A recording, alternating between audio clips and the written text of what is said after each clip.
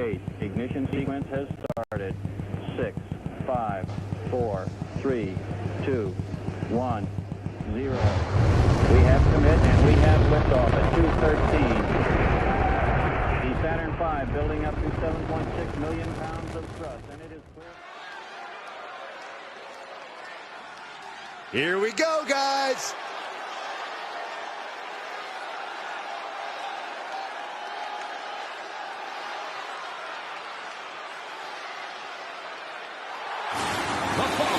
Is scheduled for one fall, making his way to the ring from Baltimore, Maryland, weighing in at 228 pounds, BF Bobby Ince. Gentlemen, I think this one's going to turn into a fight in a hurry, and I cannot wait.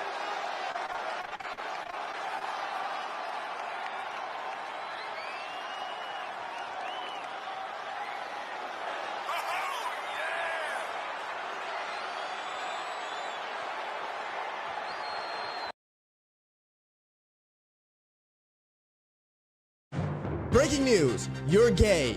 More at 10.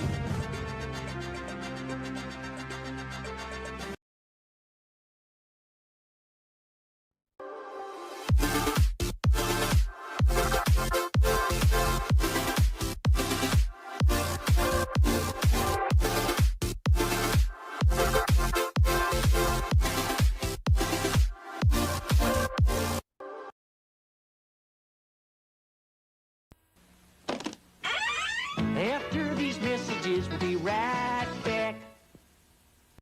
Can your vagina be too wet? 100%. And here's how.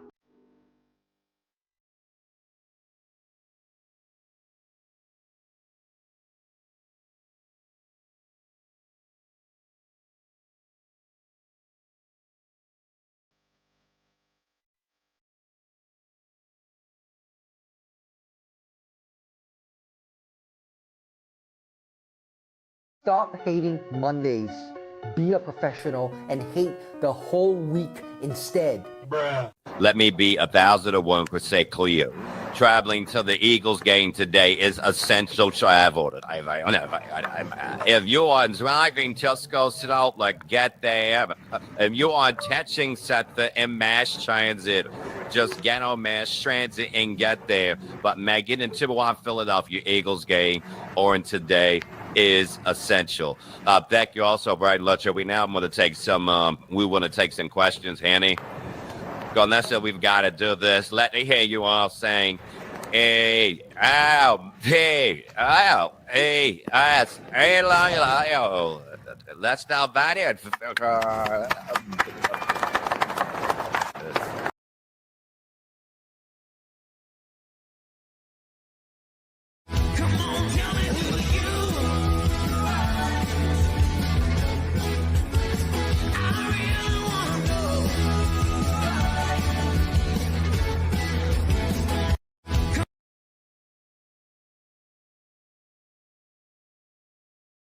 Are these your drugs?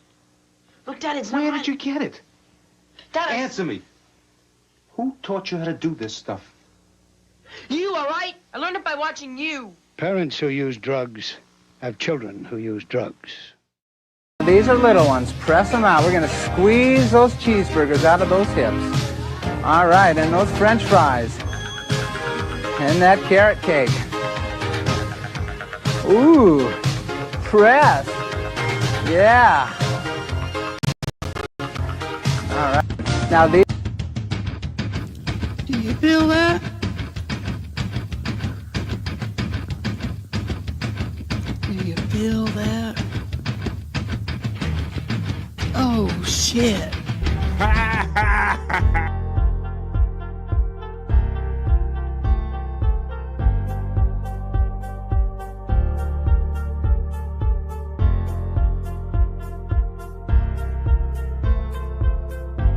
We're doing it.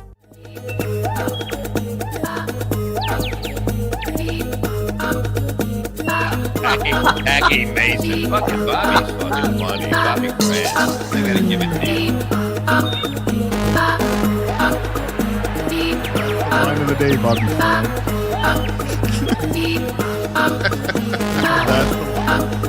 the one. super original. There's a show called The Vibe. And that's what you're watching, folks. Good morning, good afternoon, good evening. What's up, everybody? Hello. Welcome to another broadcast day. It is Tuesday. It is me. I am BF, Buffalo Bobby Fran. It normally says your friend and host down the bottom, but I turned that little feature off. How's everybody doing today? It is high noon where I'm coming to you from right here on the East Coast of the United States. There's some more little bells and whistles. I got all of them going. How's everybody doing today? You ready to get into this day? Let's get into it. Doing it. We are doing it. We're trying. At least we're starting to do it. Come on. It's the work whistle. And the work whistle lets you know that if you're in my time zone, it's high noon on the East Coast of the United States, and this is The Vibe. Welcome, everybody. I hope you want to hang out for the next 3 hours with us. What'd you guys get down with yesterday? It was Monday, so we got past the weekend. We got that Monday out of the way, but now it's Tuesday. And Tuesday, I will say, I can't believe it's taken me this long in my life to figure out that Tuesday is kind of that weird day, right? Because, Thursday, at least, that's a day closer to Friday. Monday's Monday, right? Tuesday's that weird day. Wednesday's the middle of the week, right? Thursday's the day closer to Friday. Friday's great because it's Friday, but what the hell is Tuesday? I don't know what it is, but we're going to do it. We're going to handle it. We're going to hang with it. Come on in here. I got plenty of room over here. Hopefully Bob and Gina are just winding down over there on the Levyverse. Shout out to everybody if you're coming in over from the Levyverse. It's good seeing the lovely Miss Gina. And what did I just see at the end of the show saying that somebody was saying she looked like Kat Von D, the tattoo and rock chick or whatever. She's supposed to be at this rock show that I'm going to.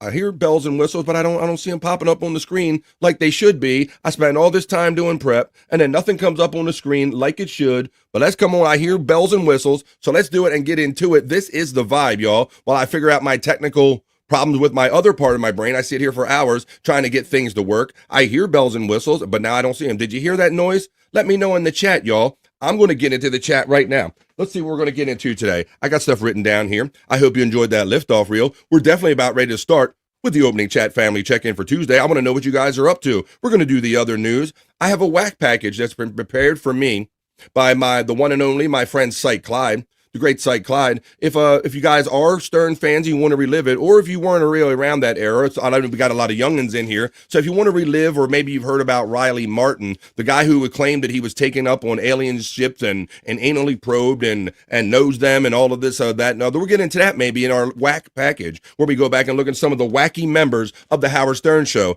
Plus, I have juicy man meat for the ladies. I got bricked up for the guys. I got internet shite.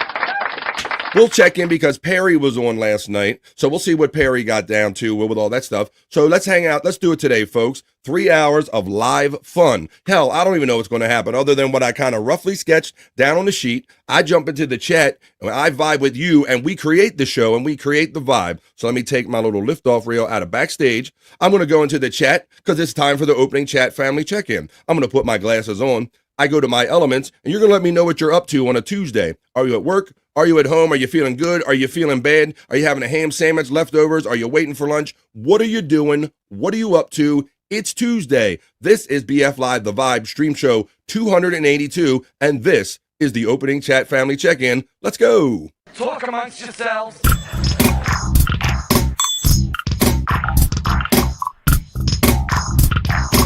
Talk amongst yourselves.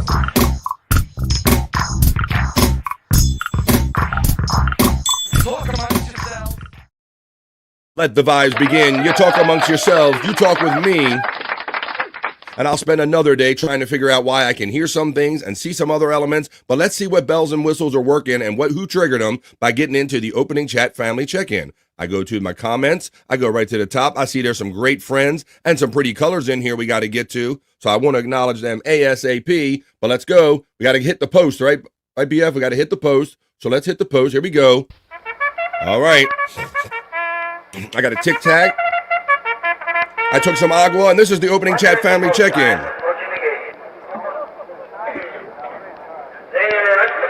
Here we go.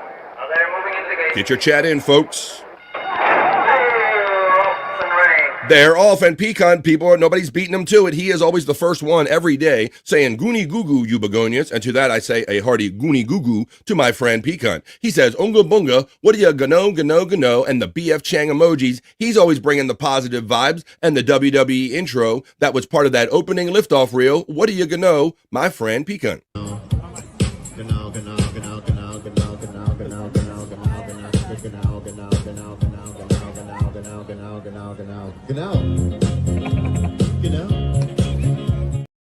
What do you know, Pecan? And I love this pattern that you're on lately because always checking in first, but the second one is always a most generous and colorful $2 super chat. And it says, oh shit, we're doing it. We're having it. Tikal, we are doing it. We're doing it. That's right. We only get one ride on this planet, so we're making the most of it right here on the Vibe. Thank you, Pecan, for your generous $2 super chat. Nerd checks in at 11:27 my time and says, we are doing it, Pecan. How you doing, Nerd? Gano from Space Nerd. Pecanch gives the Nerd call and the Hoya. FJM checks in and says, good afternoon now, everyone. He was over the calcified kid. My friend FJM was over in the Levy-verse talking to Bob and everything. Hey, guy, how you doing? FJM Hoya from Pecan. Hello, all from the lovely Rini, bringing positive vibes. Great energy. Something about Rini is like a smile to me. How you doing, Rini? Rini gets the Hoya from Pecan. Pecan gets the shout-out love right back from Rini. Hoya, everyone from Tiffany, Washington. Mrs. Bart. Mrs. Bart, I should say. Come on, it's Tuesday, folks. Let's do something with it. Hoya, Tiffany, Washington from Rini. Tiffany, Washington, Hoya from Pecan. Hey, Rini, right back from Tiffany, Washington. And Pecan is getting the hoods blown by Tiff Wash. I went out and did a little pre-show ritual. I got to roll a joint. I came to class unprepared. Well, come on now. You're a joint smoker? Because I know some people like bowls and bongs and what have you, but whatever floats your boat or finds your lost remote. Kathy, my big sister, checks in, and she gets the kiss. She gets the applause. She says Hoya to Tiff. And Hoya to Rini, and this is the Vibe. We'll start rolling then, says Tiffany Washington. OMG, that means, oh my God, surprise, there's one there from last night. That's the greatest. Oh my God, but it also means you might be hitting your game too much when I always say, I hear another. Do you guys hear that sound? You're going to have to let me know because I'm hearing all the sounds coming through. No, I'm not getting none of the visual content coming up. Let's see, I got these docs. Let's see, that was recent events. Let me turn that off and let me try to put that doc on again and let me restart it. See if that does anything. Why would that do anything? Let me see. All right, I'm going to continue on. Kathy gets the Hoya from Pecan. Kathy Linder, hello from Pecan. Hello, Pecan from Kathy. Hey, Kathy from Tiffany, Washington. Rini says hey to Kathy. Kathy shouts out space. Hey, Nerd from Tiffany, Washington. FJM says, everyone doing well today, I hope, and he's blowing out the peace signs and the hits. Hello, FJM from my sister, Kathy. Bobby Nick's black shirt provider. Oh, that's a new name. Hoping Bobby Nick is here. Lots to talk about. Well, I will let you know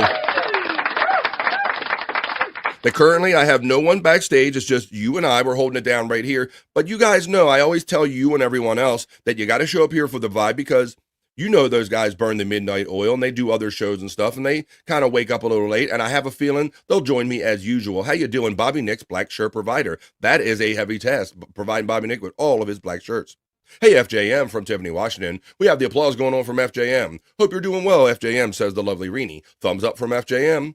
BF Chang emojis are being utilized by Tiffany, Washington, which I know it indicates fun, but it indicates that she supports me being a member here on the Vibe.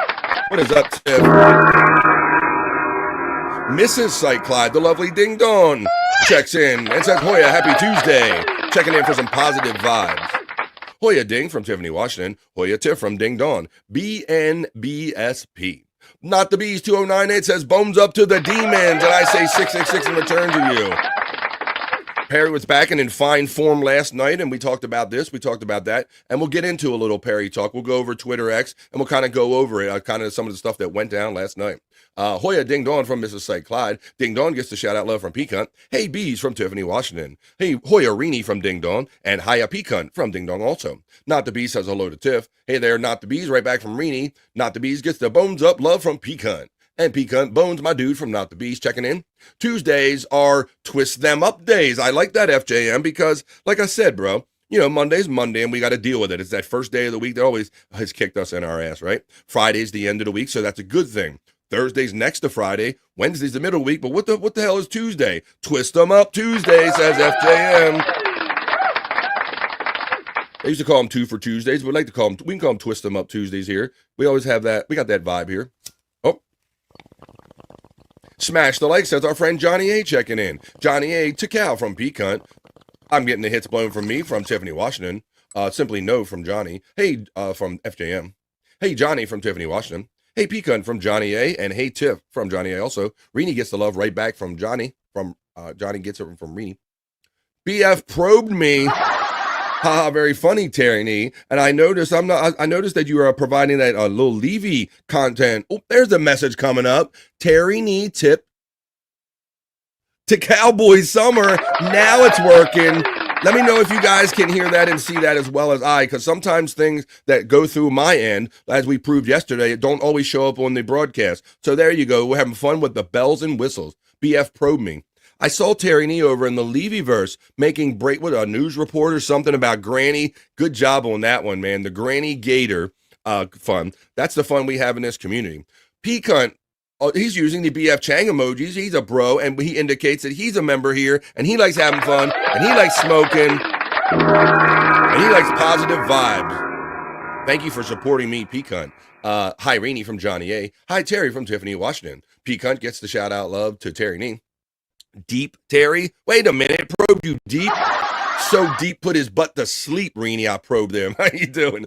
Just Bart's checking in, and he says, Hoya, everyone. He's a health concern, so he's home. He's letting us know that, and he's feeling good, and he hasn't gone to the hospital in over a month due to the positive vibes that's generated right here on the Vibe. I'm going to take a little credit for that. Balls Deep, give us all credit, that is, the chat family. Balls Deep saying it's a raid from the Levyverse. Thank you, Balls.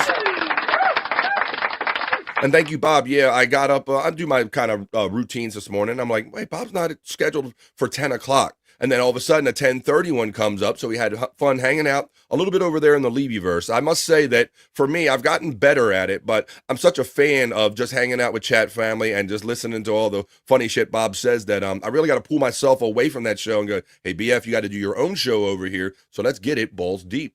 Balls Deep is dabbing it and having it. Pecan checks in, says just Bart Hoya. Happy birthday to Terry Nee. Happy birthday, Terry. And everybody celebrating a birthday, but especially Terry Nee.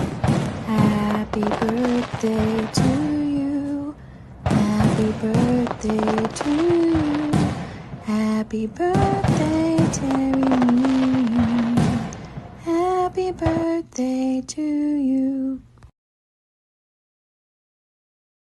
There you go. That's a lovely Stormy singing on that one. 282. What you gonna do? Says Johnny A. Balls Deep. Give him the shout out love from Pecan. Pecan gets it right back from Balls Deep. Happy your home, a sweet home, just Bart. Hey there, Balls Deep from Reenie checking in. The Nightbots run all of our friends' bots and our friends checking in. Brutal Pain. Brutal Pain. Brutal Pain. You want to drink with a crazy motherfucker? Say your hand. What's up, Brutal Pain? Just Bart says, thank you, Reenie and Pecan, and good afternoon to you both. Reenie says, like a smile, my day has been made sniffle. Now I hear something. Is this one going to pop on the screen? I got noises going on, but things not popping up on the screen. Oh, there you go. Oh, here we go. Let me see if I can run this again. This one showed up. I can hit that one again. That came through earlier. That's supposed to say to Cowboy Summer, but that part's not working now. All right, we're going to keep working on it, folks. That's why I'm here. I'm here to get better every day. Brutal will get the bones up from P-Cunt. Brutal Pain coming in. Bones up dude from Not the Bees. P-Cunt gets the love right back from Brutal Pain. Reenie shouts out to Cal to Brutal Pain. Bees gets the bones up love from Brutal Pain. Mud Sharks Unite says Bob sent me. Well, thanks. Thanks, Mud Sharks Unite. Come on, man. We're going to do this. Whoop, wrong one. I was looking for my shark sound effect. How you doing, buddy? Yeah, we're going to go do the BF Live Not So Serious News in a second when I'm done with this opening chat family check-in. Brutal Pain says, to Cal to Reenie. Ryan Sharman checking in. What's up, Ryan? Hey, man. Thanks for being over here, Ryan. How you doing, buddy? Good to see you. I always see you hanging out in the Levyverse. Thanks for joining us over here, buddy. Hey, Mud Shark from Tiffany, Washington. Mud Shark Unite, Hoya from P-Cunt. Tiffany, Washington says, Perry needs to crop top the Hooter shirt. I know. I thought we were going to see that. Shut the fuck up. Hey, you would look dead sexy, Perry. You would look sexy as shit. I thought for sure we were going to see that. There it is. To Cowboy Summer. Terry Nee, thank you, buddy. I have all, let me see if I can get it to, play it again. I don't know if you guys are seeing that. It's supposed to also do the audio message that goes along with it. Thank you, Terry Nee, for the $2 super chat. To Cowboy Summer. Tiff is getting the love from Reenie. No here, says Terry Nee. Thank you, buddy. I got more work to do. I saw it, but I didn't hear it. Thank you very much, you guys, for letting me know this. I'm going to keep improving it, though. Thank you. Can see it but here. I'll send it to you. Oh, Terry Nee. Good. Okay. Did Granny get fired from another show? LOL. No. They were having fun busting his chops because he was out there the other day saying, Bob, I can't do your show because I got to be out here like hunting alligators or something like that. And so then they got to talking about how he was trying to mate and screw the alligator. So that's kind of what he's been up to. I think we're going to show it to you when Terry Nee sends it. Bob and Gina sent me. Thank you very much. That's good. Got a BF, happy to be home and here. We got it, buddy. Happy birthday, Terry Nee from Johnny A. Sniffles, that cute little mouse from FJM. Mud Sharks Unite. Whoa, nope, that's the wrong one. Let's see. We're almost back. And FJM So True. And with that, we are at the end of the opening chat family check-in. Now let's get on with the show, y'all. That was the opening chat family check-in. Talk amongst yourselves.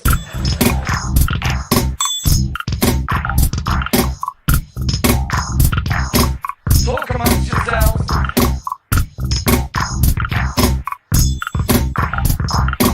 Talk amongst yourselves. Let's do it. That's what we're doing. You're talking amongst yourself. You're talking with me. I'm hitting 150 bells and whistles trying to get everything working while we're doing it, but I wouldn't want to be doing anything else but hanging out with you here today, trying to figure out my technical difficulties and creating positive vibes like the bro that comes in and says, hey, BF and everybody, Space Chief 75. Well, as you guys know, this show is called The Vibe, so let's create some more vibes here. Let's get this going here, and let's do it. Let's play Space Chief 75 song. This helps a brother out and shows off the talents of our great friend Terry Nee. This is Chat Family, helping Chat Family. It creates a vibe. It helps a brother out. It's Tuesday. This is Space Chief 75. Created by Terry Nee in support of our creative artist brother, Space Chief 75. You've seen my original art for Space Chief 75 in the Liftoff Reel. Why don't you go and get you some? No two pictures are alike. There's mine right there. You can find him on Twitter X, Space Chief 75. No AI. You can get tattoo art, birthday art, poster art, Space Chief 75. It's Tuesday.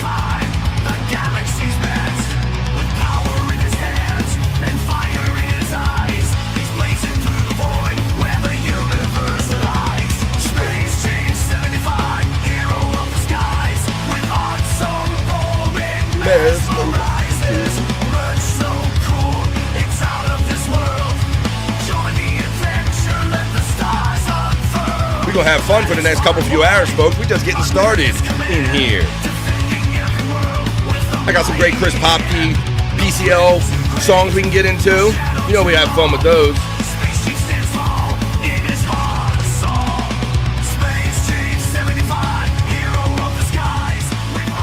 Art so bold, it in fact, it mesmerizes. Space Chief 75, you can hit him up, slide up into his DMs on Twitter X, Space Chief 75. And there's, the Nightbot is also running. I think also Site Clyde put it in there. It says, go support our bro and yours by buying a shirt from Space Chief 75. And that is the TeePublic link, not only inserted in there by the great mod and producer Site Clyde, but it's also running by the bots in the chat. You got it, brother, as always. Psych emojis are being utilized by Peacunt, Hoya Psych. Psych Bones, my dude from Not the Bees, as we continue on here with the Vibe Stream Show 282 on this day. Now, I wish my boys were here to speak about a lot of this other stuff that we're talking about, but I sure enough can talk to all these great people in here. I want to know what everybody thinks about this. I just started seeing this particular song. We haven't talked about this family, or we'll get into it right now. The Boom family, right? The Rizzler. So this is the hit now. They're trying to say this is going to be the song of the summer, okay? This is the Boom family with Mr. Beast and Rizzler. Watch, this is supposed to be the song of the summer. I want to know if anybody's seen this, and what do you think about this and this whole kind of sensation kind of thing? This is supposed to be song of the summer. Oh, shit. Mom, they got the whole family in on it. Taco live. I go back. It's like I don't know. It's the obese, the viral obese family. I don't know what this is, but that's why I don't know what people think about this. You can feel my aura. See, I needed to know because I'm not really feeling this too, bro. But this shit is always in my feed all the time, and I thought it was dying off, and now we got like some kind of crazy messed up super group going on here. We're better, we're good. Now, FJM makes a good point here because, we can talk about how corny and kind of lame or maybe daddish that is. But, FJM says trust in the goodness of humanity, because I will say that it does really stick out for those reasons, because with everything being so kind of edgy and hip hoppy and all nowadays, that's really like kind of throwbacky summer song like Poppy. Well, let's see what my boy thinks about it. He's here. You saw him sneak in. I thought I saw him risen backstage or something. So that's why I brought him in. He had them headphones on. He was like, oh, hi-yo. Let's see what he's singing and how he feels about this whole Boom family and all. He's my bro. He's yours. He's the prop master, Scott Fitzpatrick. Whoa, whoa. Oh, hi-yo. Oh, Scotty. What's up? Are you risen over there? What do you? I saw you. You were jamming a little bit. I'm just making fun. Yeah. How you doing? Just woke up, man. I just overslept, and I tried to get a cigarette in real quick, and I seen you was talking about a Boomer family. Boomer was. Yeah, they're this viral family that I thought before it really irritated me they would go away, Scott, but that seems to be the song. They're trying to make this like the song of the summer, the Costco guys and the Boom family and all. I thought it was kind of dying off, but now I'm like, if they make a song of the summer, we're gonna have another summer of this shit. So, and I just wondered how people felt about that in general. Have you ever seen those guys on social media? No, that's my first. It's my first. Is it really? Yep. Oh, well, God bless you. Yeah, if I'm on my phone in my feed all the time. Which you are too, but I guess I'm watching other shit. But that for whatever reason, they'll always come up. And yeah, the dad has even parlayed this into like an AEW bit, bro. He's like wrestling in the AEW. So, I mean, they're making the most of their 15 minutes of fame. Right. Isn't Warrack from Ohio? People are saying that they like Warrack, the white rap guy from the Replayables that Chris has been featuring with the phones. They like that better. But Rini, you and I know the truth about Ohio being purgatory. Only God. It's like, it's true. So I'm in the store. My pocket decides to start playing BF Live, and my phone screams, P-cunt gets it right back from balls deep. Oh, don't you like that? Like your phones never turn on accidentally when something good's happening, Scott, right? No. Hey, by chance, did you hear what happened to us last night? No, I don't know. I see things when I'm preparing the show, Scott, and if you're the only thing that I think this thought could be connected to would be Wendy. Oh, yeah. Was it that? Yeah, she showed us her chesticles last night. Had to take I passed by the video, and it said something about Bobby Nick took it down. I think he might have been trying to fix it or something where he could. Well, that's what I was wondering. Well, because it's funny. Everything's all fun and games until your channel gets taken off the air. Yeah. So that's why I'm wondering. I kind of stayed away from it, even for the point. Like I don't know if I should want to see it and show it, because I don't want to get myself in trouble. I really don't. I don't. How far did it go, Scott? Well, if you're saying you're shocking. Well, what was shocking? It was confusing because when she lifted it up, I thought at first that she had like one of those shirts on that has like a person's body painted on it. You know what I mean? You were seeing those like rolls and shit, like a bodysuit. You thought she was wearing? I was seeing some kind of like a funny shirt that had a. Oh shit! Had low hangers, and it was the real deal. But they were real, yeah. Oh my God! You were hoping your brain was trying to help protect you. You were wishing that you were like, that's got to be a bodysuit. No way am I seeing Wendy's breast right now. Well, I did see that there was a clip out there floating around there from it said Uncle Jane. Wendy pops her top on Uncle Jack, and so I did see that. Should I show it? Should I look for it? I don't know if it'll get me in trouble. I wouldn't show them. I don't know. I ain't seen the fixed up version. All right, well, I'm gonna hold off on that because we can have enough fun talking about it. I do too, FJM. Oh, I have a bunch of nieces and nephews in Ohio, and Rini says I do too, Jim. Hey, Scott, you're getting shout out by Rini here. They're going to shout you out. Here you go. What's up, Rini? Scott! You getting shout out love for Spacey 75? As Timothy Washington as well. King of All Diffs checks in on a Tuesday. Hello, King of All Diffs from Tiffany, Washington. BF's Man Meat segment has leaked over into music. How dare you? That video is still killing. The intro to the Juicy Man Meat segment is still killing and bringing me subscribers. Hi, everybody. It's still killing out there. Yes, it is. It's King of All Dabblers gets a shout out love from Rini. Speaking of Warrack, they just uploaded a music video April 6th. Not a freestyle either. It's with instrument. Get the fuck out, bro. If you tell me they got the mix of instruments and no cell phone reading, mine will be blown. I know that Chris Abel will be all on top of that. Howdy, y'all, from King of All Diffs. He shouts out everybody. Pecan gets the shout out love to King of All Diffs. Tiffany is laughing, which is awesome. Brutal Pain is getting a shout out. Oh, shout out love. Pull up psych, says Tiffany Washington. Wait a minute, it jumped on me, of course. Here we go. But I caught him. Good morning, chatters. Chris Popke checks in. Hey, Popke. Hey, Popke comes up from Tiff. So Scott, I got my thing half working today. I think that I got it and it's not even working right every time. Some people are seeing the chats come up occasionally. I'm talking about my bells and whistles and everything. Right. Like I can make this one replay, but this is the only one that's came up so far. That little one in my corner there. Oh, I see it. I see it. But they said nobody said they can hear the noise either. Yeah, I can't hear it. All right, well, baby steps, I guess. Yep, working on my bells and whistles. P to the cunt, says Popke. Scott, describe it slowly.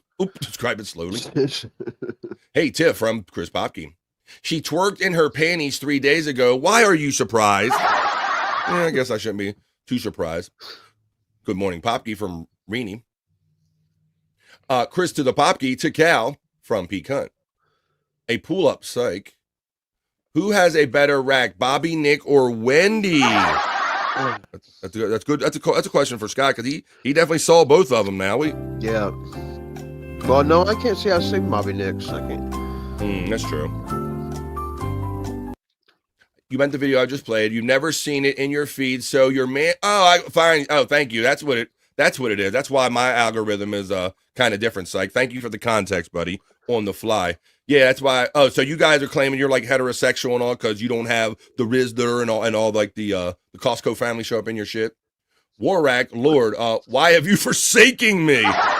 Terry Nee, he's not the biggest fan of Warrack when they're on replayables. Technology, BF, am I right? I see what you did there. Yeah, Popke, it's like baby steps. I sit here and put hours into this stuff, and you think that you got it, and then only half of it works when you hit the air. But I will persevere. Well, Scott, I'm glad you're here, buddy. You got here just in time. I'm going to slide over to the news desk after talking about AJ and Big Justice and the boom and all that shit.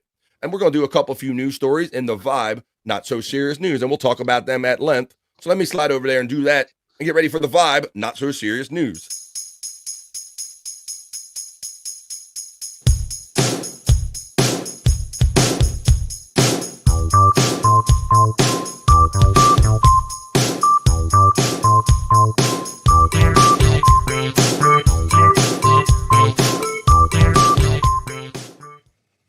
That's right over here. We're here in the Vibe News Studios, folks. And we're going to do a few news stories that we can talk about in length with the chat family with the Vibe Not So Serious News. Let's see. Terry, I agree. Chris Abels is the only fan of Warrack. And apparently, according to Bob Levy, he's the only person that says Takal, too. Bobby Cronkite Time says, P. Cunny knows what's up. Exactly, BP. Warrack equals Abel's wet brain.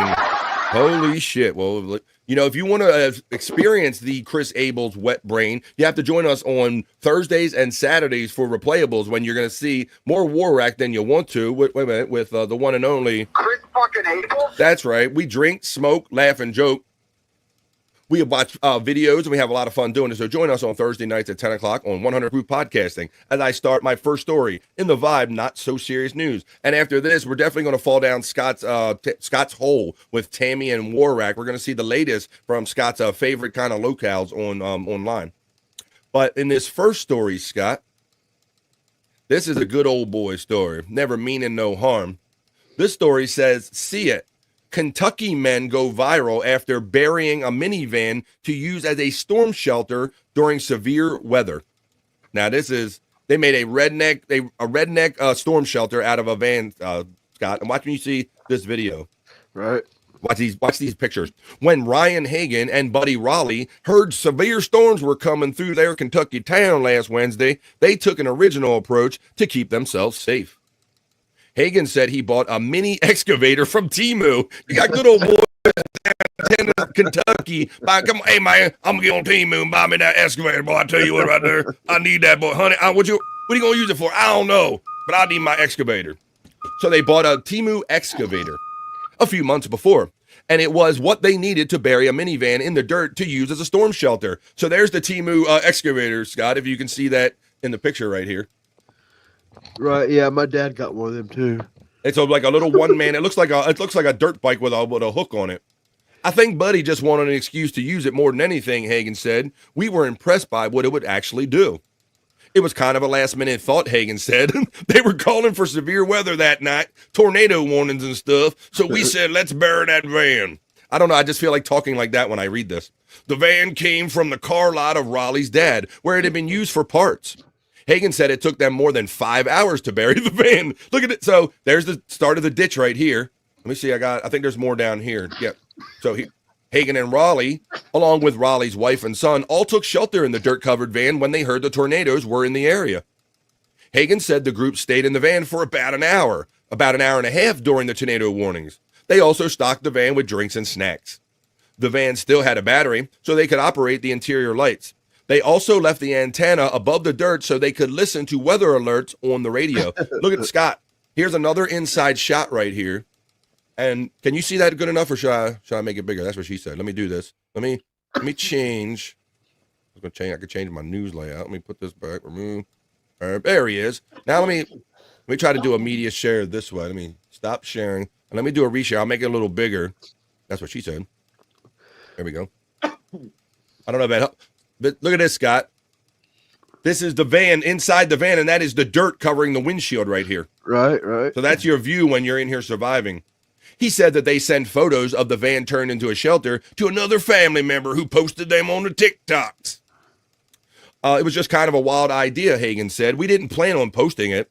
The video went viral, capturing the attention of nearly 2 million people as of Monday afternoon. Hagen said he and Raleigh had downloaded TikTok to see the unexpected fame they had achieved. So, Scott, if you can see this shot right here, there is the van encapsulated in the dirt other than where the sliding door is. They got cinder block and dirt with bricks holding it up. They got tars. And so I don't know what they did for air in here. I don't know if they counted for air. Hagen said that the dirt was just a short-term solution, but then he and Raleigh planned to pour concrete around the van. They're going to concrete the son of a bitch in and create an entryway to the minivan sliding door using some railroad ties so they can get in and out of it with more security from the storms. So there you go. That is redneck ingenuity. If I had ever witnessed it before out there, I reckon. There's some shots of them digging it with their Temu excavator. There's a shot of them how they get in the sound, a little gas can right there, Scott. You know, Scott, and they got into it for. I got to say, it's not the craziest idea I've seen. Yeah, I thought it was a good idea. It'll work. Whoop, there we go. It'll work. I've seen people get the railroad train cars and boxcars. Yeah, boxcar, and bury those things and use them as bunkers. Right. There you go. But there you go. Let's see what we got here. Let's see what everybody's saying. Terry Nee says that's actually rather resourceful. I call it redneck ingenuity. And you say it tongue in cheek, but you see so many of these kind of redneck things, you know, like the air conditioner on the van, stuff like that. They got to make shit work. I think it took a good idea to Terry. It's a good idea to Terry. Some of those distilleries are flooded out. It's very sad. Not the bees. He's worried about his whiskey. We hope they're all safe down there. Yeah. They've been getting it hit down there in the South lately.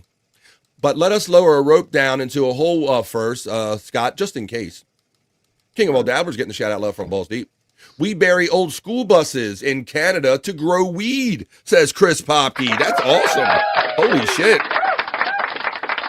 That is some thorough shit right there, Scott. You bury it in the ground so then maybe the forward-looking infrared don't hit up when your lights are up and all that shit. Oh, shit. And you can grow year-round probably. That's a good idea. Where I lived in Texas, had no basement because the ground shifts and cracks. Psych says that's very smart, being in someone who's been in an affected area that didn't have a basement. What about air? People need air to breathe. I kind of thought of that one, Popke. How deep did they put the van in the ground? Well, hopefully you kind of saw it right there. It looks like they dug into the side of the hill, like the height of the van, and they just kind of parked it sideways in the dirt and then just took all the loose dirt and just piled it on top, Scott. It looks like what they did. Yeah, all you gotta do is be kind of flush with the ground, right? You don't really. That's what it looks like. The roof was flush with the ground, as high as the roof. Yeah. Hey, Tiff from MSIP. Hey, Pecunt from Mike's Shitty Name Provider. Dirt and casting, says our friend Terry Nee. Redneck fuck dances of Popke. A rape mobile. Well, visit practically anything that a guy has, or that can be considered a rape mobile. FJM is getting the salute. Throwing the shout outs out there. Popkey is getting the laugh from Pecan. If I can click on it. Terry says, I have a backhoe and a 70s camper. Well, we know what Terry's going to be doing for the next couple of days. There he is right now. Does Granny have one of those, says Widow Killer? No, but I think he will in his future once he sees this report. Terry meant to typo black hoe. Typo black hoe. All right, we're not going to get into that. Let's see. Scott, I mean, I don't know how many, you always talk about you live in an area that maybe doesn't always have all of the food chains that we all have around in some of the other areas. Is Olive Garden like Texas Roadhouse a thing where you live? Olive Garden is, but I've not seen a Texas Roadhouse. I'm not. Really? Yeah, I haven't seen one. Well, I'm glad you close. Well, I'm surprised at this story, and I would go to Outback Steakhouse when we go out for a steak. That was my first go-to, Scott. But in this next story, this says an iconic steakhouse just replaced the Olive Garden as America's top casual restaurant. So Olive Garden must be like losing its little luster with the people, because now we have the Texas Roadhouse. Buoyed by years of rapid, consistent growth, the steakhouse chain Texas Roadhouse is now America's #1 casual restaurant chain. I hear you backstage.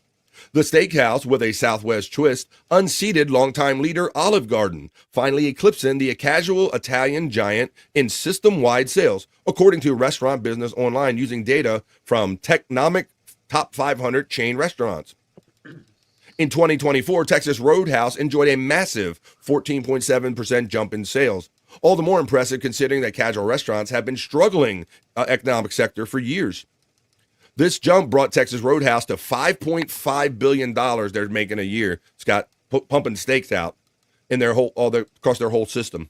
Compared to Olive Garden, they just made 5.2, ending the Italian eatery's 6-year streak at the top. So there you go. I don't know how many of you go out to them. Yeah, Scott. So I've only been to an Olive Garden maybe once in my life, maybe once or twice. I can't say I've been to either one of them. And since the pandemic, I ain't been hardly to own restaurants, I guess. But I was always more of a buffet guy. I never really went to steakhouses. Bonanza was my big favorite when I was younger. That's a good, yeah. FJM says, don't know what all the Spirit tires were around there for. They're like the flyers. Yeah, the tires are just going to go flying. That's it. All right. Some damn wire. At least I can listen. All right. What's more profitable, a backhoe or a black hoe? Says our friend. I don't know, but maybe. Good question. Maybe this guy I'm going to bring in, he might know the answer to that. And he might know the answer to a couple other questions. I don't know. I'm not going to put too much pressure on him, but you know who it is. He's my bro. He's yours. He's from the Great White North. He is Bobby Nick. Motherfuckers, to cow. It's Tuesday. We're doing it. We're having it.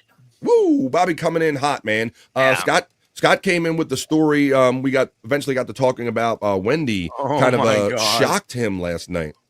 She shocked the whole fucking world, Bobby Fran. Holy she shook up the world. She whipped her tits out. She whipped her tits out. This is what I hear now. What has been done as far as like taking this down or editing it or anything like that? Like, should I be worried about playing that clip that's out there or what? Well, yeah, I don't think any editing has been done. Not that I'm aware of, anyway. All right. But I mean, I got the video up on Rumble, unedited. Oh boy. But yeah, I definitely had to take it down from YouTube last night. I had to end the show immediately, but it was strange because I think everybody was looking, and like the reason why I didn't remove her and left her on camera for so long is shock. Because when I was looking, no, it wasn't shock. It was actually the fact that when you look at it, it's like I don't know what I'm looking at here. That's what Scott said. He was like, he thought it was like so he's wearing a bodysuit. He's like, you ever know when people like wear that stuff where it's like real, like it don't look like it's their body or something? I'm like, God, like a fake suit or something like that. I'm like, yeah, like a bodysuit. Yeah. Yeah, but it turns out like I went and watched it about 3 or 4 times just to make sure. And it seems like her boobs just hang down too far. Like low hangers. That's the problem here. I mean, yeah, they look like they kind of do their own thing, tame the wind, like they just kind of hang out there. FJM Yeah. says, beef, it's what's for dinner. Beef. Olive Garden stinks. The breadsticks are okay, says Mud Sharks Unite. Both are fast food. Yeah, well, don't tell Perry Caravella that. He thinks that's legit food. Bobby Nick, you getting a shout out from Peacunt. Deep butt cheeks to you, sir. Ooh, you can also get karate kicked by the ghost of Patrick Swayze at Texas Roadhouse. Wait a minute, that's a bad 80s movie. Oh, hiya. That, you know what? I was up very late one night, which I tend to be because I've always been a night owl, and that movie came on the OG Roadhouse with Patrick Swayze. That came on the other night. I always get like a little kind of giggle, old school giggle when I see that. Yeah. Nostalgic fun. But I don't mind sitting there and watching that, Scott, if it just comes on. Like, I don't go out of my way, but if I click by and it's on TV, I'll sit there and watch it. Yeah, I ain't watched it in years, but I watched it a bunch of times when it was. That's right. That's right. And Sam Elliott was in that too. Beef. It's what's Sam for dinner. Elliott, badass. Now come on, Patrick. Now let's kick some ass. Beef. It's what's for dinner. Bobby Nick is in fact a Canadian hero, says our friend Space G75. Oh yeah, deep butt cheeks to you, Space G. MSIP says them titties ain't retarded. What you told him? Oh my god. It might be a little bit. I don't know. Yeah. Like an abstract painting or a Pollock or whatever. Yeah. All right. Let's go here. Let's see what else. Popke says, is retarded porn legal? I've seen midget porn, but never seen retarded porn. I don't think it is. Yikes. Bobby and Nick, describe it slowly. We got that. I don't know if I want to see them, says Mud Sharks Unite. Based on what we're hearing, no. Peacunt's laughing. Space Chief is an American hero, says Terry Nee. Just to make sure. What's the Rumble channel to see this? Mud Sharks Unite asks Bobby Nick. Well, you got to go over and follow the Bobby Nick Show. Is that the link that I have running in the chat here? Yes. Buddy? Yes, it's episode it's the Lunatic Lounge episode. What was it? It's the last one that's up there. So the last one that's up there. I have a Bobby Nick combination link running throughout the entirety of the show in my chat, and one of them is for Bobby Nick 1978 on YouTube, and the other link in there is the link to Bobby Nick's Rumble channel. So just check the chat and click on it when you see those Nightbot links go by for Bobby Nick.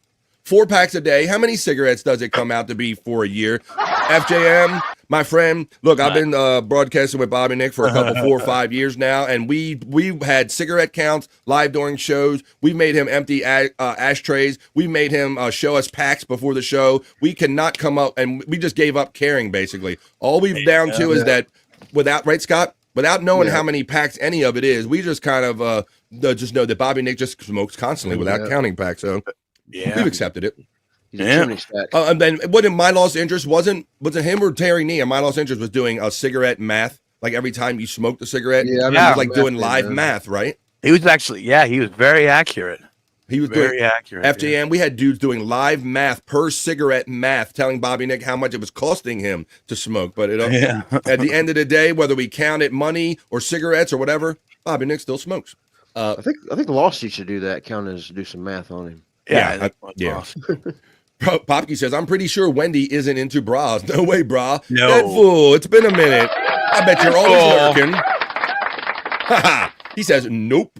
Won't be watching that clip. I saw them once before, and I'm still haunted. God damn. He's still going to therapy for that shit. Terry's like, nope. I mean, Deadpool's like, nope. Tiffany watched them. True, Popke. Hey, Deadpool from Tiffany. Terry Funk from FJM. Deadpool shouts out Tiff, says, hey, Tiff. Happy birthday to Terry Nee from Space Chief 75. Patrick Swayze always makes me think of Julianne from Trailer Park Boys. Deadpool says hi to BF, Scott, Bobby, and friends. He's shouting us out, guys. Yeah, deep butt cheeks. To salute. Bobby Nick is trying. He's still trying to make that. I appreciate he's trying to make that happen. I got deep butt cheeks. Oh, and his bar, The Dirty Dancer. Oh, the bar in the show. I always watch a few minutes of Roadhouse and Point Break when it comes across the TV. R.I.P. Patrick Swayze. Yeah, Point Break is rarer than Ghost. I normally see Ghost a good bit. You see Roadhouse a little less, and then I see Point Break even less on repeat. Scott. Yeah, I refuse. Get off my wave, bro. I wouldn't watch the remake to it just for no particular reason. Talking about Roadhouse. No, the Point Break movie. Point Break one. I didn't see that one either. I watched the Roadhouse remake with Perry last year. They had like a watch party, and we watched it all together with Perry Caravello. That was kind of weird. Yeah. Chief, thanks from Terry Nee. Hot Dead Fool from Reenie. Reenie gets a salute from Dead Fool. $40 a day times 365 days. Terry Nee says 40. Oh man. And FJM has just got his mind blown. I'm so glad I wasn't home for that. I was hanging with some friends. Oh, shit. That's what I say. It's always a time where people want to look over your shoulder. Lunatic Lounge 129, I think, Bobby Nick, is the episode. Yeah, I think you're right. I think you're right, Bobby, yeah. It's better than looking at High Pitch's Harg, though. Who's High Pitch? This is Kelly Clarkson. Correct, Bobby, says Tiffany Washington about the episode. And what did he die from? Pancreatic cancer, right? Yeah, Terry Nee says the new Roadhouse is fun. Yeah, bro, but come on, Jake Gyllenhaal ain't kicking nobody's ass, man. Get out of here. Point Break and Roadhouse reboots were shit. Yeah, not the shit. They were shit. Skull checks in. Yo! Bones and Hoya chat family, finally free from meetings for the day, and I'm ready for some vibe. That's great, Skull. Thanks for checking in, buddy. Thanks for bringing them vibes. You just caught like the beginning of the not so serious news. We're doing a little of this, a little bit of that. I'm about to get into it for another story. Bobby Nick, I was just talking about how down here in the States, Texas Roadhouse just surpassed Olive Garden for the top casual dining place. So, oh, really? Just talking about a little news because I was talking a little steak news, a little food news. I know a lot of people like to go out here for dinner and whatnot. I don't know either of them. That's what I was wondering. I was kind of with you being in Canada. I've seen High Pitch's dick too many times. It's not right. Yeah, I don't know. I had an edited one because I saw that horror live at Pottstown, if you remember, guys. Oh, right. High Pitch Eric was at the show, and I think that's on my phone, and I don't have it labeled. I had to look for that one, but I had to doctor it up and send it in for when they showed it on the Shuley Network. I had to put some. I had to find that for another show. So, he's probably seen it for the first time here recently. Have you seen pictures of him recently? I didn't see any pictures, but I heard heard him when he called into Bob Levy's show over the weekend, and his voice was just a little bit deeper. Yeah. He wasn't as high pitched, and he was talking about how much, I'm on a diet. I ate Sally, Bob. He's got a very noticeable weight loss, man. It's high pitch. Sure. I wouldn't even recognize him, really. This is Arnold Schwarzenegger. Yeah, I don't know. I'm sure he's still a big one. Bones Up, Tiff Washington from Skull. Skull gets a shout out. Bones Up love from Peacunt. And Skull gets the bones right back to Peacunt as we continue on with the Vibe Not So Serious news. Let's see. In my next story, this has to do with the April Fool's joke. Let me do a little screen switch here. Boom, and boom, and boom, and boom. Gotta do some transitions here. I'm going to do a little screen switch because I want to show this to you a little bigger. This next story has to do with April. You ain't showing us your penis, are you? Jesus. Not yet. I ain't no Wendy yet. I'm not yet. But welcome to our new friends that are joining just because of Juicy Man Meat. You never know. But this story has to do with a kind of an April Fool's trick that kind of turned on this company and actually went wrong in a way, but it turned into an actual product.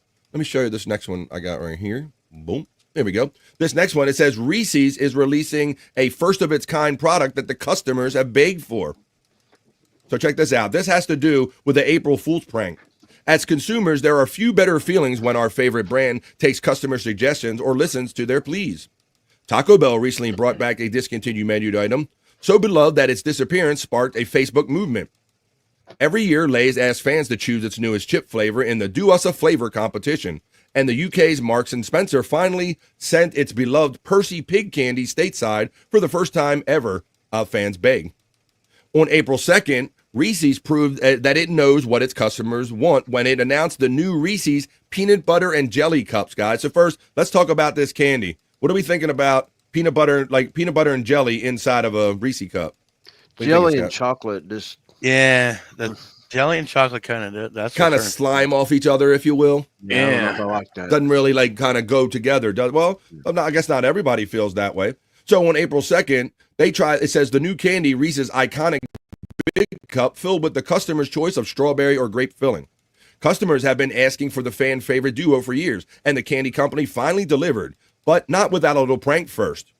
The day before, on April Fool's Day, Reese's teased a new product released on Instagram, perfect for PBJ fans, called Peanut Butter Reese's Chocolatey Bread, Scott. Okay. So look at that. If you look at the bread closely, that's not rye bread, Bobby Nick. That's apparently supposed to be chocolatey bread. Hey, you got your chocolate in my peanut butter. Hey, you got your peanut butter in my chocolate. So check it out. Because of April Fools, they're like, ha ha, we're gonna make some chocolate bread and some like to make it like the PB&J cup. Well, the joke was on them because in the end, the chocolate bread filled with Reese's creamy peanut butter and jelly was just a joke to drum up excitement for the new big cup flavor. However, fans were actually excited about the sweet bread. If this isn't a real, I'm going to cry, one user wrote on the post. Another user says, I could get behind this. With all the buzz the post created, Reese's decided to make the chocolatey bread real, and this time it's actually bread serious. So look, they actually made this, guys. But it is a limited time. What? Yes. You can get Reese's Chocolate bread? Not chocolate rain, chocolate bread. We're talking about chocolate bread here. So this, like I said, this has started out as an April Fool's prank, but it's turned into an actual product. And look how unnaturally like shiny and that jelly looks right there. Yeah. And then looks like painted on. It says Reese's is releasing the Reese's or Reese's. Hey, both. It's Reese's. Hey, remember that, Gary? Reese's. He would add Reese's rather than say Reese's cup. Hey, I want Reese's cups. He's like, it's Reese's. Hello, both. I got Reese's cup, both. Anyway, both. Reese's is releasing the Reese's Peanut Butter and Jelly Sandwich Kit, complete with everything you need to make a chocolatey peanut butter and jelly sandwich, including its April Fool's Day prank come to life. The kit features a loaf of Reese's chocolatey bread, which might just be the first sweet sandwich bread of its kind on the market, plus a jar of Reese's creamy peanut butter, strawberry or grape spread, and of course, a new Reese's PB&J cups.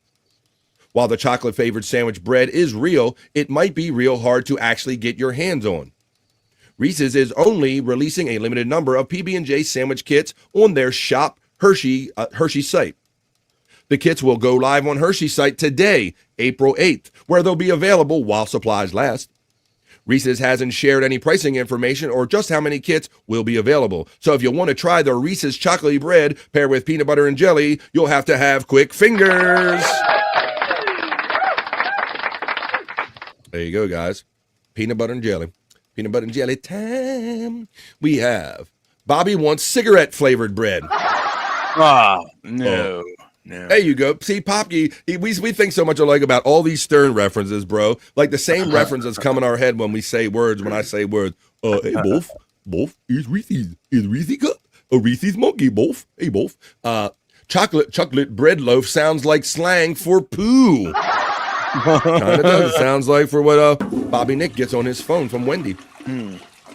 Popkey's getting 100% laughs from Pecan. Nope, says Stephanie Washington.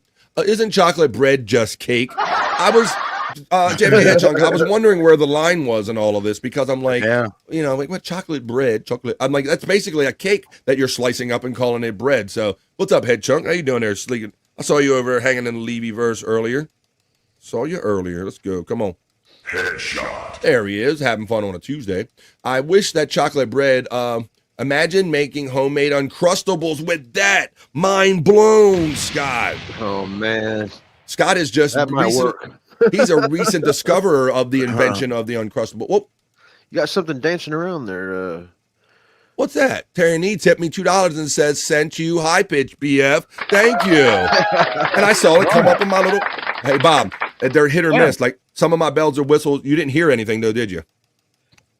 I don't think so. It's been chiming in my ear the whole time, but you guys can't hear it, but at least they're popping up on the screen now. So baby steps, Bobby Nick, baby steps. Yeah. I wish that we got that one. What dang autocorrect. Nightbot is slacking, people. Says that what that is it?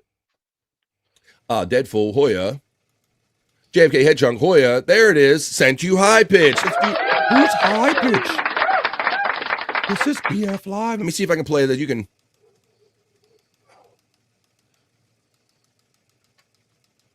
See now, not even replaying the message right. I still got work to do. Didn't hear the sound or nothing, but I heard that. But I'm going to go. Where'd you send it to me, Terry? Discord, buddy? Let me go. D-I. Little back up the information there, Boomer. I got 100 sites going on here. Could you be more specific? Send you high pitch, BF. Did you send it? Oh, you sent it in the mail. Did you do that? You probably sent it snail mail. What's up, buddy? Take a little early bathroom break on you guys here. All right, buddy. I'll put you backstage real quick. We'll have Scott back. He's gonna take that early pitch break. He just backstage for a minute. Where you got it, Terry Name? Let me go here. Let me move this over here. Let me open this here. Let me go to this mayor email. See if he sent me to me email. Oh, we go to this. Let's see. Gmail. There it is. Oh, boom. He sent me 2 things. Oh, thank you. He sent me that's my I put a picture of Andrew on, but I'll show it to you right here. Here we go. Thank you, Terry Nee. Let's do a little screen share. So this is the horror that Terry and I experienced, and this was the first time I met Terry Nee anywhere. Let me get this out of here. Let me do this and do that. There we go. Let me go do a 2-shot. Bobby, Nick, you remember I went to Pottstown? We all went for the Uncle Rico show, and that's where Perry and all that stuff. Yeah. And High Pitch got himself involved, and he won. Thank you, Terry. I got it through the email, buddy. Well, here you go. So, and this is where I first met Terry Nee. We were kind of chat family bros and only kind of talked to each other in the chat. Never met each other in person until this night. And this is the horror that we saw live, and we didn't. Whoop, hang on. We have, here we go, this right here. There's the horror right there. Holy, look. And he was, that's not a black thong you're seeing, folks. That is the shadow of a gun. What? That is the shadow of a gun. But yeah, so that's what look at Bob. Look at Bob running the other way.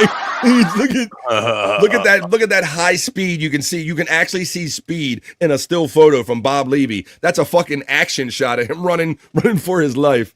Terry Nee says it was love at first sight at Pottstown, you crazy son of a bitch. There you go. So yes, this was the horror that we experienced live at Pottstown. Who's High Pitch? So yeah, maybe he lost some weight, Bob. I mean, he can see his penis now, but yeah, look at. Even then he was smaller than he usually was. Yeah, you're right. Even here, Bobby Nick, that's a very good point. For some of us deep cut Stern fans, that's not the heaviest we had ever probably seen before. No, he was a big dude. Thank you, Terry Nee. Let me see what was that on that one. Let me close that window without closing too much. Thank you, Terry Nee, my friend, for that horror. That's a computer graph. Bobby was running towards High Pitch. Bob was running towards High Pitch. There you go. That's right. Bob stuck the mic in his butt and then he went running. Yeah, because when High Pitch, I just kind of happenstance. Like nobody said, "Hey, High Pitch, come drop your pants." But throughout the conversation, it kind of happened. And then Bob he didn't know what to do, like reacting. He kind of did the mic up the butt, and I think his butt cheeks kind of held it for a couple of seconds, and then Bob just like ran as soon as his butt had like a grip on the microphone. Holy shit! Bob still wears that dang jacket to this day. Hi, it's High Pitch. High Pitch voices. Who's High Pitch? Welcome to Levyverse, Bob. Yeah, it is a little deeper now there, Terry Nee. Scotty's not back yet. We got the Reese's story done. I want to talk about, we're going to take you back in a little time a little bit for some of the older heads, because we talked about this girl about a couple weeks ago, maybe like a month ago. We remember of a certain generation. We all remember Facts of Life, right, guys? Uh-huh. This Lisa Welchel, the girl that played Blair, you can see her fine self. Bro, that's her picture today. I ain't mad at it. On the right here. Holy fuck. I ain't mad at it. She's 61, Bobby Nick. You want to feel old? Jesus.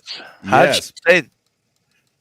she say like that? I don't know. Not bad for 61. Facts of Life actress sets the record straight about a reboot after the co-star claims that greedy bitch sabotaged it. So apparently she is still being accused of kind of playing that Blair kind of bitch role, maybe in real life, if you will, Bob. Right. They were trying to do a Facts of Life reboot, and I'll read kind of how it went, where it went awry. Lisa Welchel wants to get the facts straight on what really happened to the Facts of Life reboot.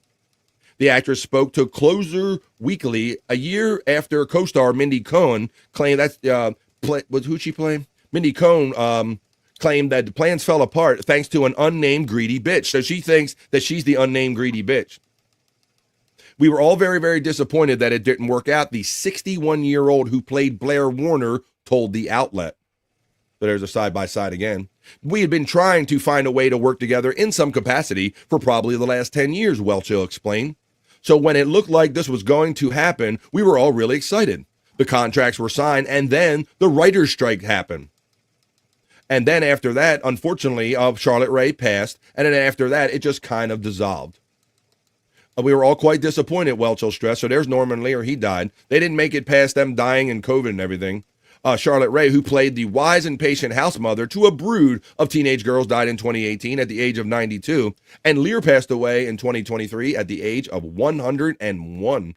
So there you go. There's the whole crew right there, Bobby Nick. But a year later, Cohen was on Sirius XM's Jeff Lewis Live, where she revealed that a greedy bitch was to blame for the reboot being shelved, Bobby Nick. Were you a fan of Facts of Life back in the day? I was, yeah. Now, Blair, listen, you go upstairs and wash your vagina. You wash that vagina. I'm going to teach you proper vagina hygiene. You say you was a fan, Bobby Nick? Yeah, for sure. Yeah. It kind of hit that kind of right groove for a certain age of people. Cohen explained that after the success of the ABC special in front of a live studio audience, the Facts of Life and Different Strokes combo that they did live in front of a studio audience in 2021, it featured an all-star recreation of episodes of both of the shows, including Jennifer Aniston in Lisa Welchel's role. That Lear reached out to the cast. So that's Mindy Cohen. She played Natalie. So he asked if they were interested, and they all never really talked about it. So basically, it didn't all come together, but I just figured I'd give it a little throwback, a little back in the day. Yeah, well, I heard Mindy Cohen talking about it, and she said something like she left a clue as to who it could be, and she said something like at certain point she was still friends with this person, and she was putting up pictures with them on her Instagram, so it left a clue. So I went back and I looked on her Instagram to see who it was, and it wasn't the blonde chick. It was the one black haired chick, I think, if I remember correctly. Oh, Blair, the girl to play Blair. I think so. Yeah. And Mrs. Garrett was hotter. Thank you, Pecan. I just love you so much for saying that. Late and gay, NJA, smokes up. 6 up, smoke 'em if you got 'em. Oh, hey, J.A. from Tiffany, Washington. Hey, Tiff. Pecan gets the J.A. the Hoya from J.A. Terry Nee says, Bobby Nick learned to clean his coochie watching that. Now, Blair, listen, you go upstairs with Tootie and you go wash your vaginas. Facts of Life was a Different Strokes spinoff, The More You Know. Yeah, those it was weird. They were trying to connect all of those shows with Mrs. Garrett and all that stuff. What you talking about? Yeah, they connected all that stuff there for a minute. That's a More You Know from Chris Popke right there. That's right. They were all.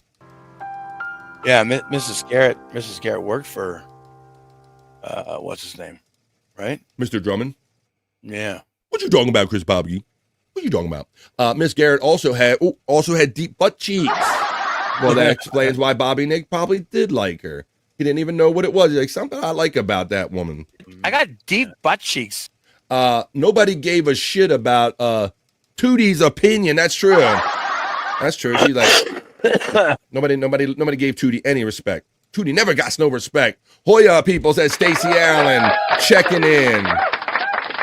Yeah. Eat my cherry pie.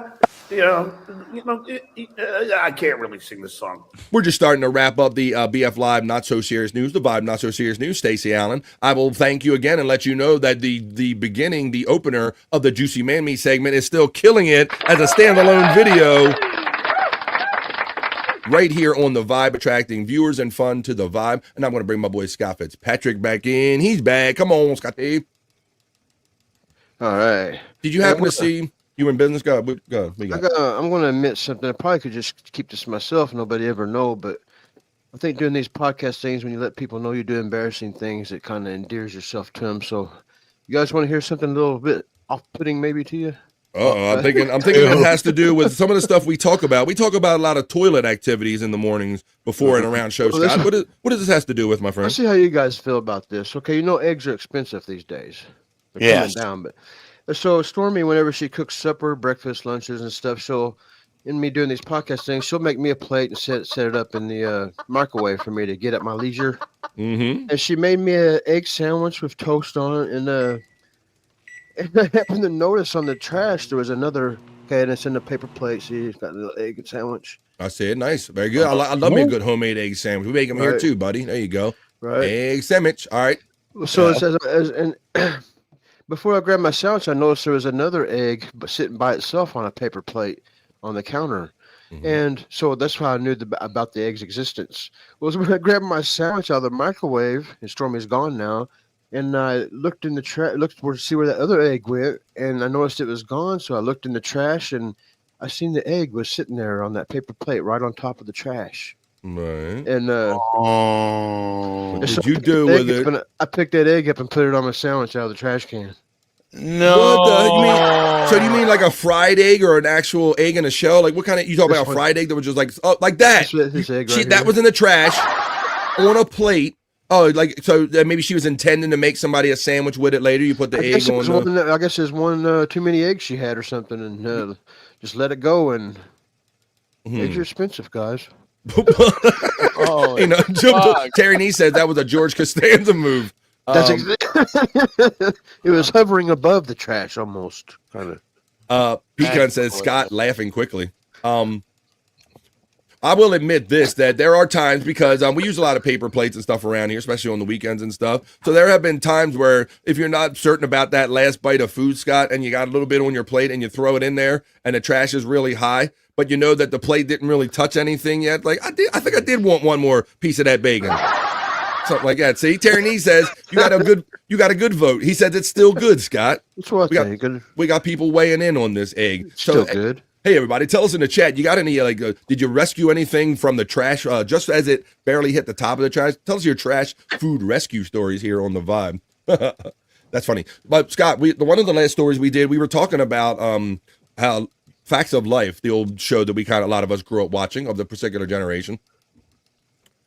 Facts of Life with Tootie and Blair and all them shits. Okay, yeah. I'll show you because we've talked about Lisa Welcho before when we were like reflecting on some girls that we liked when we were growing up, and she was certainly one of them.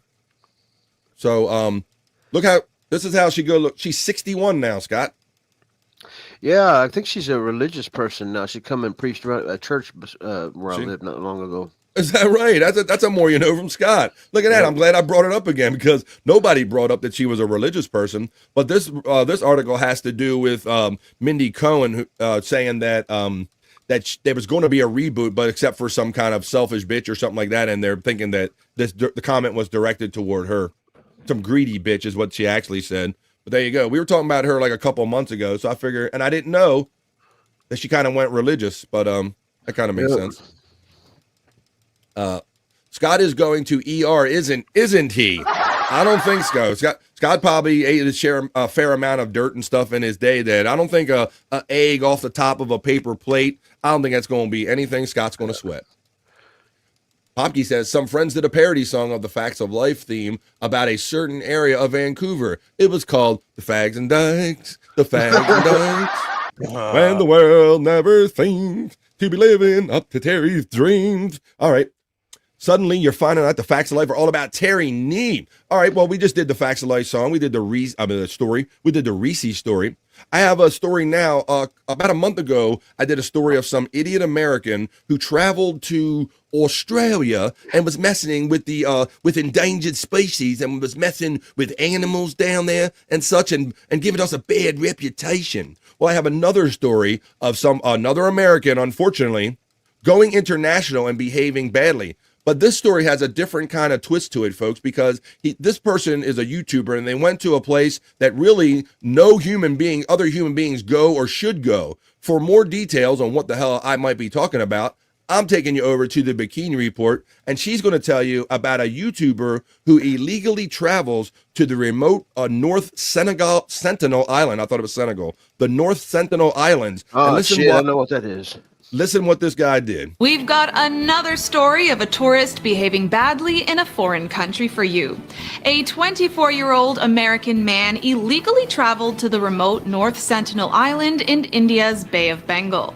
Why? Because he apparently wanted to contact the Sentinelese tribe that lives there. Now, the Sentinelese are one of the world's most isolated and reclusive tribes, to the point that researchers don't even know how many members there are. That's largely because the tribe does not welcome outsiders at all, and they use spears and bows and arrows to make that very clear. So this tourist is very lucky that he didn't meet any of the tribe and made it off the island alive. The Sentinelese are also lucky. Their isolation means they have no immunity to the rest of the world's illnesses, so meeting even a seemingly healthy outsider could potentially wipe out their entire population. The tourist was arrested by Indian police, and it turns out he's a YouTuber who's previously gone to meet the Taliban for content. He's now Rocket facing builder he 8 is. years in prison. But this raises a question. Should social media sites take action against content creators who do stupid or illegal things for views? Let us know your thoughts in the comments, and be sure to follow the Bikini Report for more daily headlines. Thank you, Bikini Report. Still not spinning the floor around, guys. Hey, Bob, I'm having a feeling. I'm thinking you got to help me pick up on this. I'm thinking she might be Canadian because I've heard of a couple of again and against out of her. So I wanted you to keep your Canadian ear open next time you hear her talk. I think she's Canadian. I think she's hiding it from us. We got prayers going up from Renee. How do you like your eggs? Recycled, please. JFK Headchunk says. Renee laughed at that one. $3 a dozen up here in Canada, and I will happily report to you that every week that I go to the store now with my wife, they are kind of slowly going down here in the States as well. That's good. Again, see, he heard it too. Electric Gino. What's up, Electric Head Gino? He heard against too. You got my back on that. Stacey Allen says, I detected a bit of thank you. She connected it too. That suit was not right for her. Fit in all the right places. Electric Head Gino getting the shout out love from Pecan. And there you go, guys. Well, I think we kind of did it. Let me look at what I got here for you. I got a little bit of this. I think we did it all. We did a few news stories in the not so serious news. What do you say we get on with the show, folks? It is Tuesday, and that was a good one. That was the Vibe, not so serious news.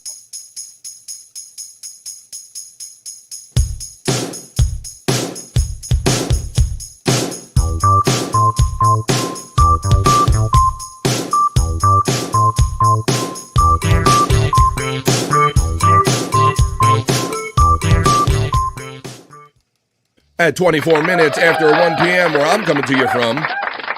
That means we're 24 minutes into hour number 2 of at least 3 hours of fun. I see there's at least 30 of you hopping in the chat here. Come on, this is the Vibe Stream Show 282. We're a little different here. We like to have fun and positive vibes right here during the day. Now, Scott, you already took a little early piss break. I see we're about 6 minutes away, so I think we can fit a little something in. What do we say we get in your hole? Let's fall down your hole. That's good. I feel like this has become, I've told you privately that I really enjoy this, and that this has become an informal kind of segment we're doing. We don't really have like a bumper or opener or all that stuff like I like to do with everything that I throw out here. So we're just simply going to fall in your hole, and we'll talk about Tammy and Cyrax. Now, I got a couple of you, man, I got 4 Tammys, and 3 Cyrax, Scott. So what's on your mind about your favorite locales lately? I know you got off the show yesterday probably and got right on it. Yeah, that's exactly what I do. And pretty much any free moment I still watch the shows. I still watch Ray DeVito and the podcast when they're live, but it's taken a lot of watching the locales. It's taken a lot of mine. It's taken a lot of mine. You're obsessed, Scott. You're obsessed. Well, I know, Bobby Nick. I can know so much about their personal lives now. It's crazy. Yeah, and you got some interesting stuff on our boy Warrack. I didn't know that he was bad boys. What you gonna do? Cyrax. Yeah, did I say the wrong thing? Warrack. What did I go say? I got my Warraxes and my Cyraxes. That's what I do. Holy shit. Let's see.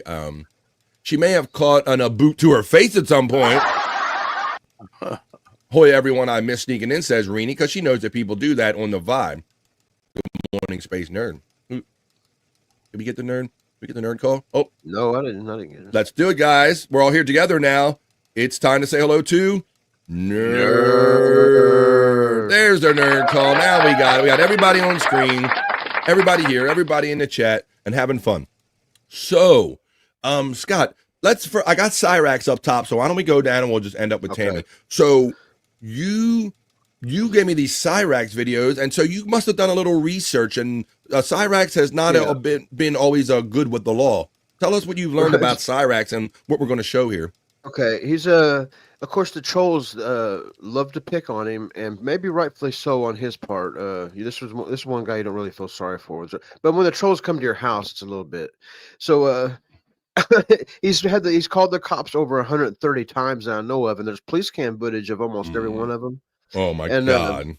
And then people also send the cops, have him swatted and stuff Has like him that. swatted. So he's all wow. So wherever he lives, he's all about the cops in his life all the time, huh? The police know him.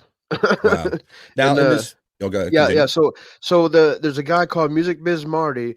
Right. On these next three Cyrax videos will be kind of go in order. One will be with you'll see Cyrax with the baseball bat because he's coming out to clobber Music Biz Marty in front of his house, and you see more. These I've doctored up a little bit. I zoomed my camera in and here and there and whatnot. But if you want the real raw footage, it's out there. If you want to watch the raw footage and watch all the clobbering. So Cyrax sees Music Biz and he comes out for baseball bat. So the first one's with Cyrax with the baseball bat, and he does end up hitting Music Biz. And so then the second one will be of him going to jail, and the third one will be of him going to court over. Yeah, it's crazy. I didn't know that this bro went this hard. I figured that the law enforcement was probably involved at some point for the reasons you said, for his personality and for people swatting him and all. But I didn't know that he was going to have it's going to be you're going to see assault game, police game. You're going to see it all the way through up to its court. Up to him going to court. So this is our boy. We're falling down Scott's hole with. This is Cyrax. And this first selection is simply called Cyrax at bat. And we're falling down Scott's hole. We're going into Scott's hole because it's not just Tammy stuff anymore. This is Scott's hole. This is Cyrax. Now, this is him going after that Music Biz Marty, right? Yeah, and then I doctored it up by putting little baseballs and stuff in there. But so there's more raw footage of it on my channel. But this is the short that I kind of doctored up a little bit. But this is him going after.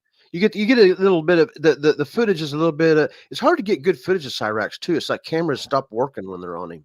Yeah, I noticed a lot of grainy video. It's like 1080 cameras refuse to work on him. They're like no, that motherfucker's too ugly. We are not I can't process this ugliness with my camera. So let's watch this and let's watch the progression. So this is basically, I call him like Jake with an attitude. This is Cyrax. We're falling down Scott's hole and we're going to see Cyrax. He's getting in trouble, going to hit Music Biz Marty, and this is going to be the progression from getting arrested and then going to court and everything. He's 5'3". 5'3". Look at this, and you're right. Look at the camera. That camera looks like it's like a phone from the 90s. It looks like he pays by the pixel for his phone service or something. It's hard as hell to get a clear video of it.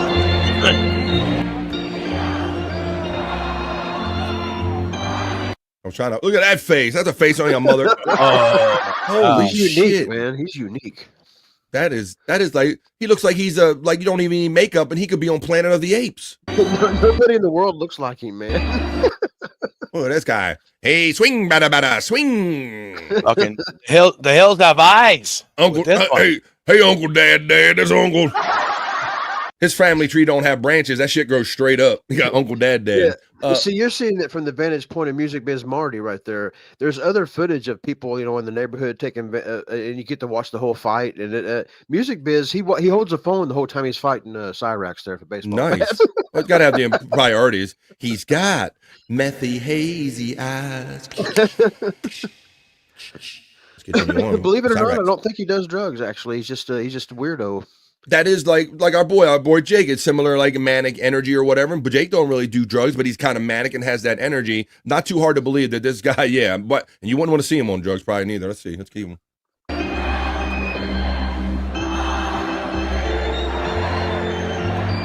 Ape Man. Yeah, exactly, bro. He looks like Planet of the Apes, dude, Jim. The return of Scott Spielberg. Cyrax may have an. That's exactly right. See. We got two of them with the Uncle Dad, see? That family tree goes straight the fuck up. Brother Daddy. Look at that. Holy shit. All right, so there's Cyrax. So that's how Cyrax gets in trouble. Now, do you happen to know the origin of the problem with his issue with Music Biz Marty? Music Biz, because Cyrax is such a creep, Music Biz and a few of the other trolls just made it their mission. That's their Stuttering John. Only he's even worse than Stuttering John. Kind of. They make all the money that they can off of him. They're constantly trolling, constantly giving him hell, and just making because he likes to rage out. So that's content, right? Absolutely, yeah, exactly, and that's what people want. Yeah, but I mean, you see a lot of times where if you just didn't react, you wouldn't get so much of the attention. But yeah, a lot of guys don't learn that lesson or don't care. Now, so he whipped Music Big Business Marty's ass because they got into a little confrontation. Yeah. He was dumb enough to show up and get within bat reach of this crazy guy. So Yeah. this is where you go beyond trolling and shit. This is where life gets real, right? Yeah, and then I seen where the cops end up coming and Music Biz lifts up his shirt and he's got a big old whelp where that bat caught him right across the ribs. Really? He got a good shot in on him? Yeah. Yeah. I got a video of that too, and then so then that's what because it was out on the sidewalk and you can't just go for somebody holding a sign, trolling Cyrax. You still can't go out. You still can't go out there and beat him with a bat. And True. So the cops were called and you'll notice he's got the same shirt on this next one, and the police come and arrest him. Okay. All right, let me see. Did not the bees check in? Bees, hello.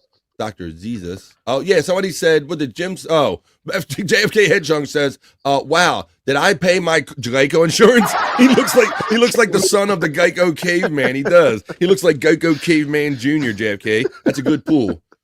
Good observation. The family tree ran into a wall several times. That shit goes straight up.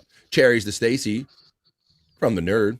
Hey Tiff from the nerd. Popkey from the nerd. Jerry Lane checks in and says, what we gonna do? What we gonna do with that boy? Also, I want to thank Mandy Diff for using her membership chat and for being a member for 9 months of the Vibe. And she says, Hoya, everyone. Well, Hoya. And hey. Hoya, and happy Tuesday to the lovely Mandy Diff. Hoya. Can I get a Hoya? Can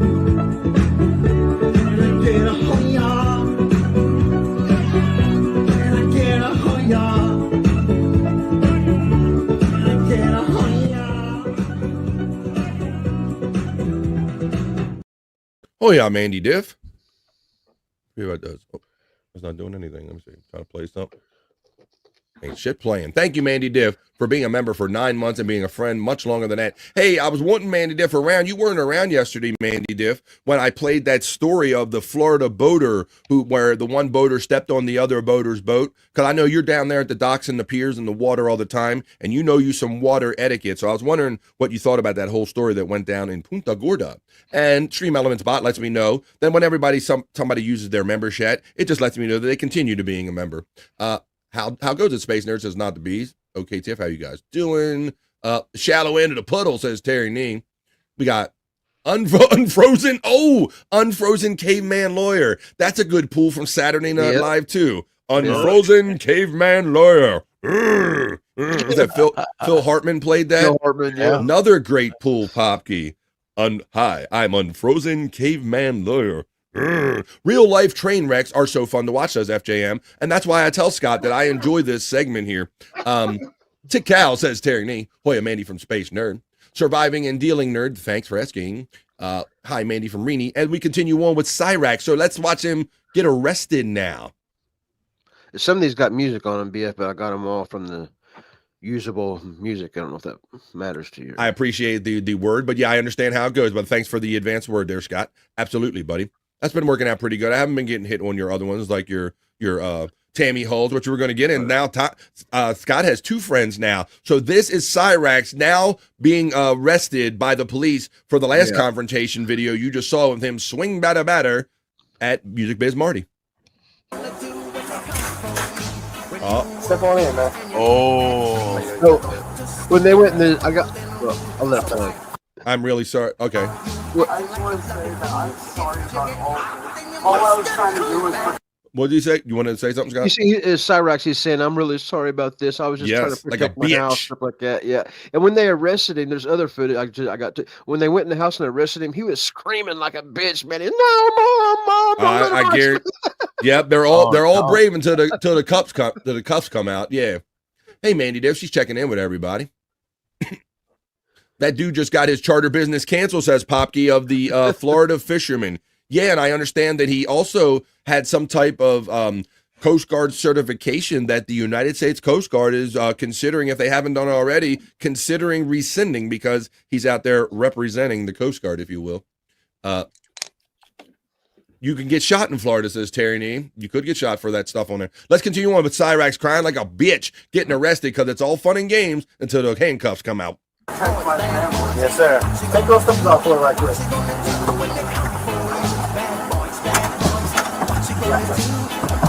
Alright, go ahead.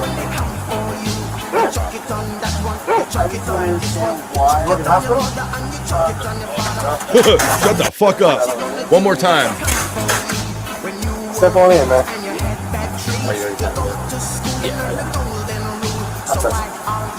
just want to say that I'm sorry about all I was trying to do was protect my family. Yes, sir. Take those stuff off for right quick.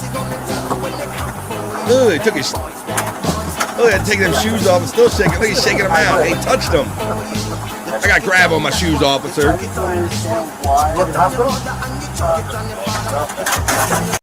What you gonna do when Cyrax comes for you, brother? Oh, shit. Terry said, wow, that's a dog crate they're putting him in. Yeah, I didn't think, well, they have to because they can't give him the rough ride. You know that rough ride's been a thing that kind of leads to some death. Mandy Diff says, I saw the story of the boat captains that I did yesterday and was referring to. The captain in the blue boat, the aggressor, took it too far, and a captain should never leave their ship. Stand your boat law. That's the best observation that Scott made. Is like, he left those charter guys. He abandoned his fucking ship and left his charter people on a boat. That's like on one of your worst nightmares, guys. It's like, go ahead, Scott. The captain's supposed to go down with the ship, not be the first one off. Fuck yeah, exactly. Like you're thinking, hey, you know, the reason I want to go on a charter is because I'm not handy on the water, and I just want to have a quick, enjoyable trip on the water. And then you go out with you're relying on him, and then he literally gets off the boat, and you're out there by yourself without the captain. It's highly irresponsible. Let's see. Me being on a kayak fishing in the intercoastal, the yachts would see me and slow down because their wake can flip you. Right, Mandy Diff? You have water too, and I was trying to explain to some of the people that don't have water access that there are certain kind of like unwritten rules, and some of them are actually written too, about no wake zones under bridges and not blasting past people who are fishing like assholes and going through their lines and stuff like that. So Mandy's got some good ones down there. Yeah, because if they go too fast, Scott, they will that little weight coming off their boat, even if they're doing like 5-10 knots, will probably flip her ass. Easy. Yeah. Hey, Mandy Diff knows what's up.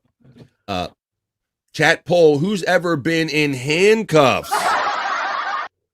Not me. Are we talking? What now? He noticed he didn't qualify that. He didn't say criminally or sexually. He just said how many have been handcuffed. Well, while you guys throw out that answer out there, I'm going to go to my third Cyrax video here. This one now, so he beats Showbiz Marty. He gets picked up by the Popo, but then your judgment day comes, Scott. Right, at some point you got to go meet your maker or face the man. Right, got to go to court. The lady that you see walking with him is his mom died in a house fire, so that's his grandma. But he calls his grandma. But his grandma raised him, so he calls his grandma mom. Okay, so that's his grandma taking him to court. 30-something years old. And it's so, and this angle of this next particular video is going to give you an idea of how like somebody's into something a little too much, because Cyrax is walking into a public courthouse, and it's not like they're doing like CNN stuff or something there, or you know, they're in his face. Watch when I show you this shot right here. This you get an idea how his body type is. Ooh, now yeah, he's a strange guy. Yeah, this is where you see that where you see that the family tree probably definitely grew straight up, because I don't think all the limbs developed and are flowing the way they should be. So let's watch this one now. Cyrax going to court. Oh, today on the People's Court. Hi, I'm Doug Llewellyn. Our first case in the People's Court. Cyrax versus Music Biz Marty. Cyrax is going in to see Judge Wapner now. Look at that! Look at that shit! Go get it! Go get it, Cyrax! Pull them pants up, boy! The Harold K. Stubbs Justice Center. You know that's country, Scott. Yep.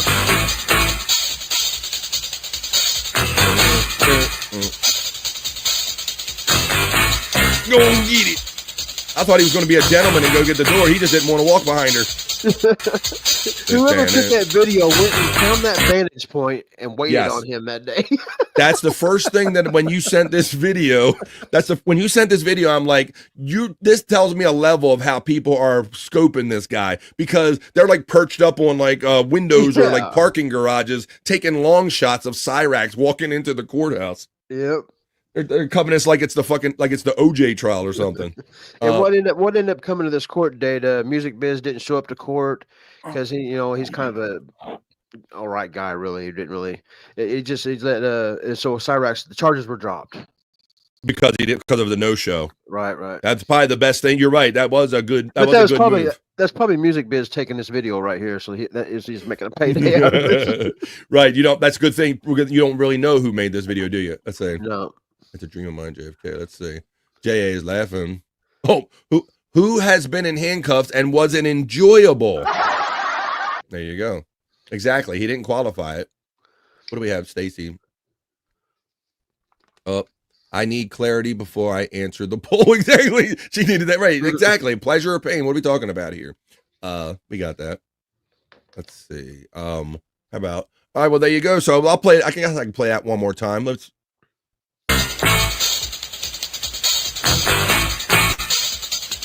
You tell him.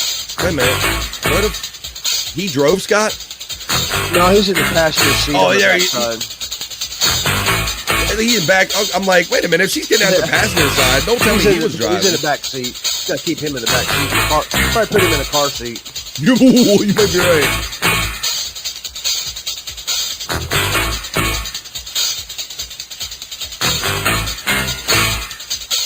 That's a man going for justice, Scott. He's looking for justice. Yeah. I'm going here and get me some justice.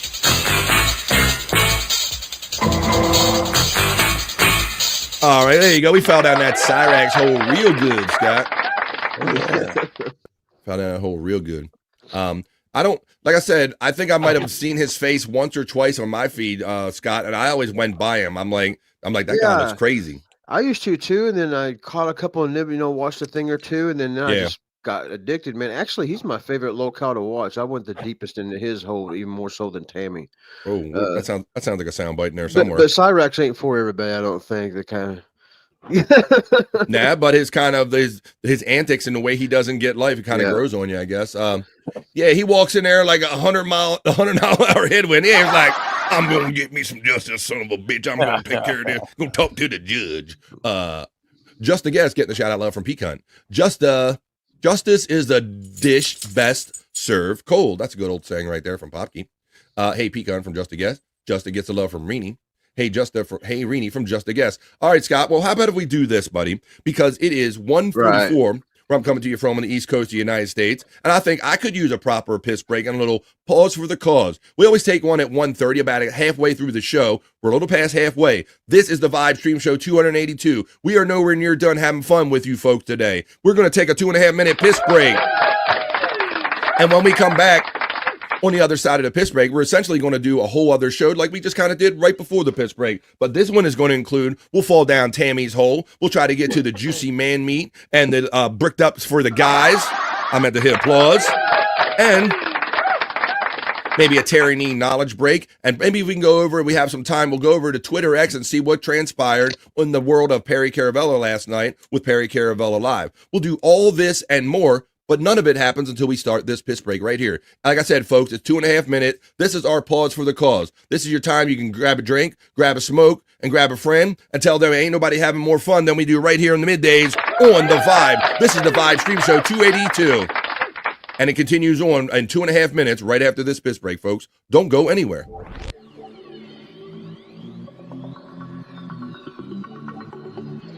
I think I need a piss break. I'll do the pee-pee dance. I'll do the pee-pee dance. I'll do the pee-pee dance, pee-pee dance. Yeah. Think I need a piss break. I think I need a piss break. Yeah. Oh, yeah.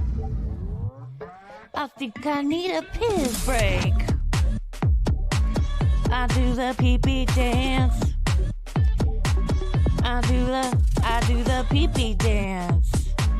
Yeah.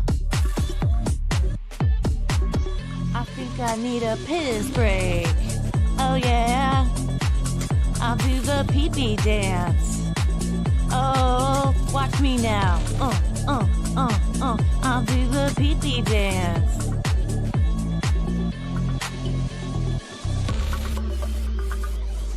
Come on, give it to me, that pee-pee break. DJ, hook it up. Drop that beat. Yeah. I'll do the pee-pee dance. I think I need a piss break. I think I need a piss break. Yeah, yeah. Watch me now.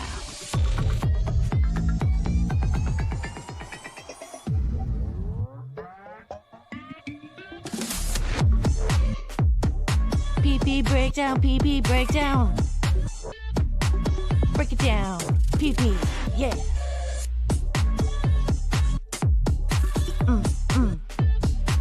Think I need a piss break. I think I need a piss break. I think I need a piss break. Oh, yeah. Wash your hands. Don't be gross. I know you touched your pee-pee. Well, I did, but PB touching time is over.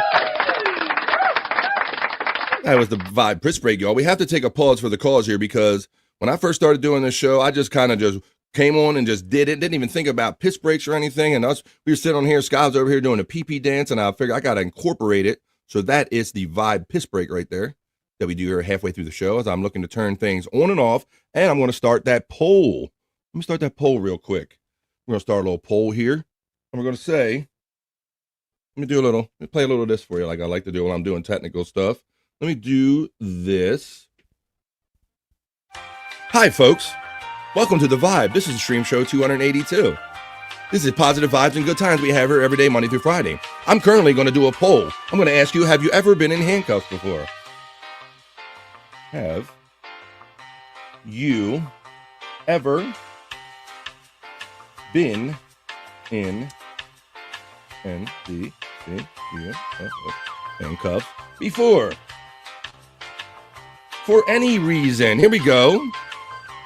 We're going to start the poll, and we're going to continue to have fun and vibes right there. Have you ever been in handcuffs before?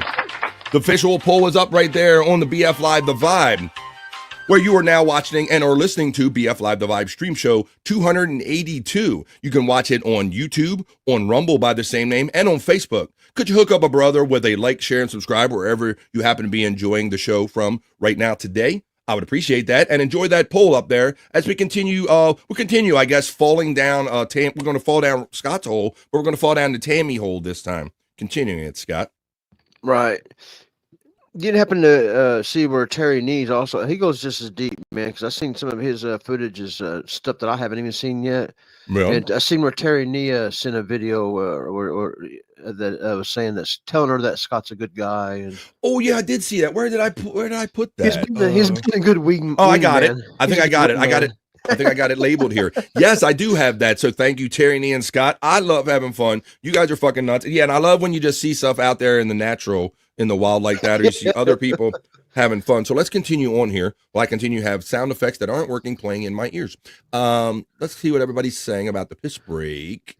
We have, I'm making some Canadian food, says Not the Bees.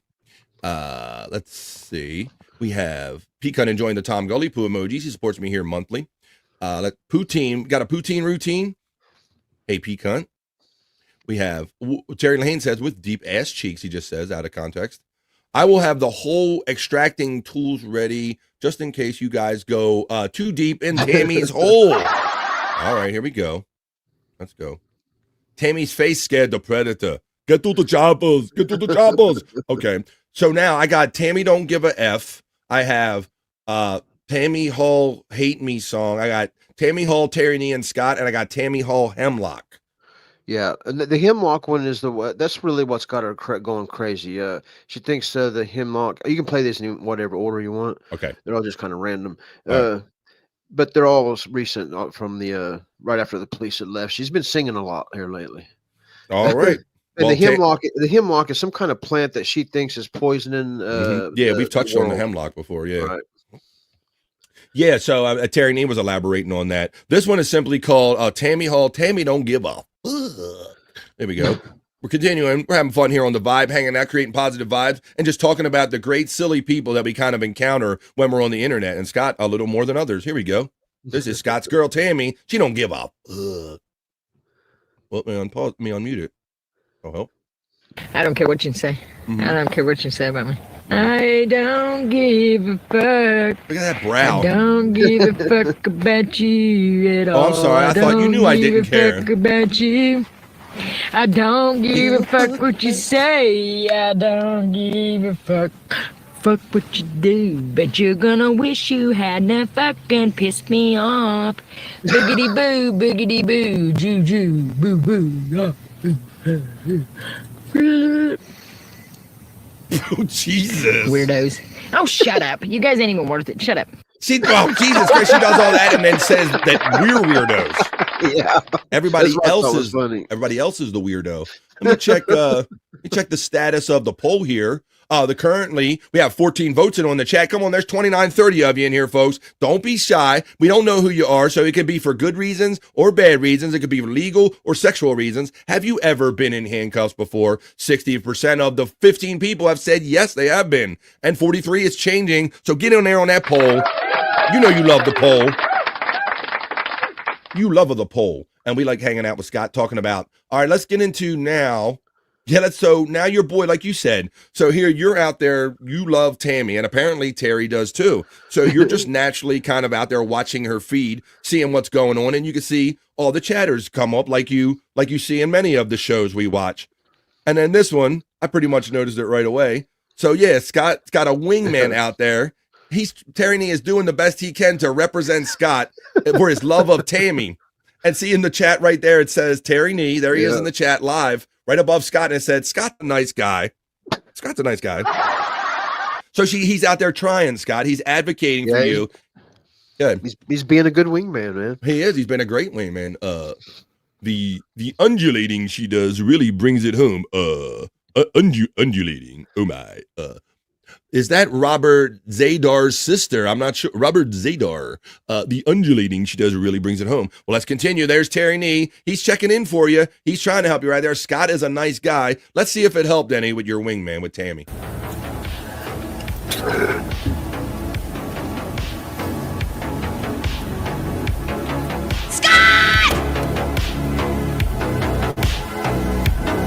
I'll fuck you, Terry Nee. That's going to be the next thing we're going to hear say, Scott. I'll fuck you, Terry Nee. You and Scott are both assholes. Yeah, she didn't really acknowledge it. She just let it go.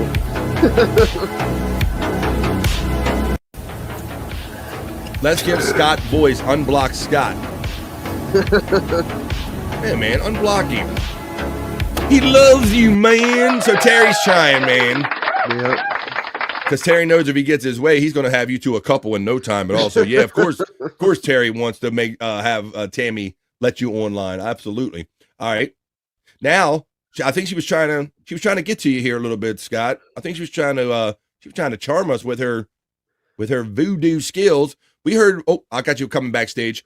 We got her the other day singing what, Hotel California or something like that. Let's bring Bobby Nick back in so he can fall down and hit Tammy's hole with us, Bob. Oh boy. Yeah, she got a hole, boy. Let me tell you. You're just in time because Bobby Nick, he does In the Lounge. You can let us know what you think of this. I really don't give a fuck. Hate me today. Hate me tomorrow. Blue October.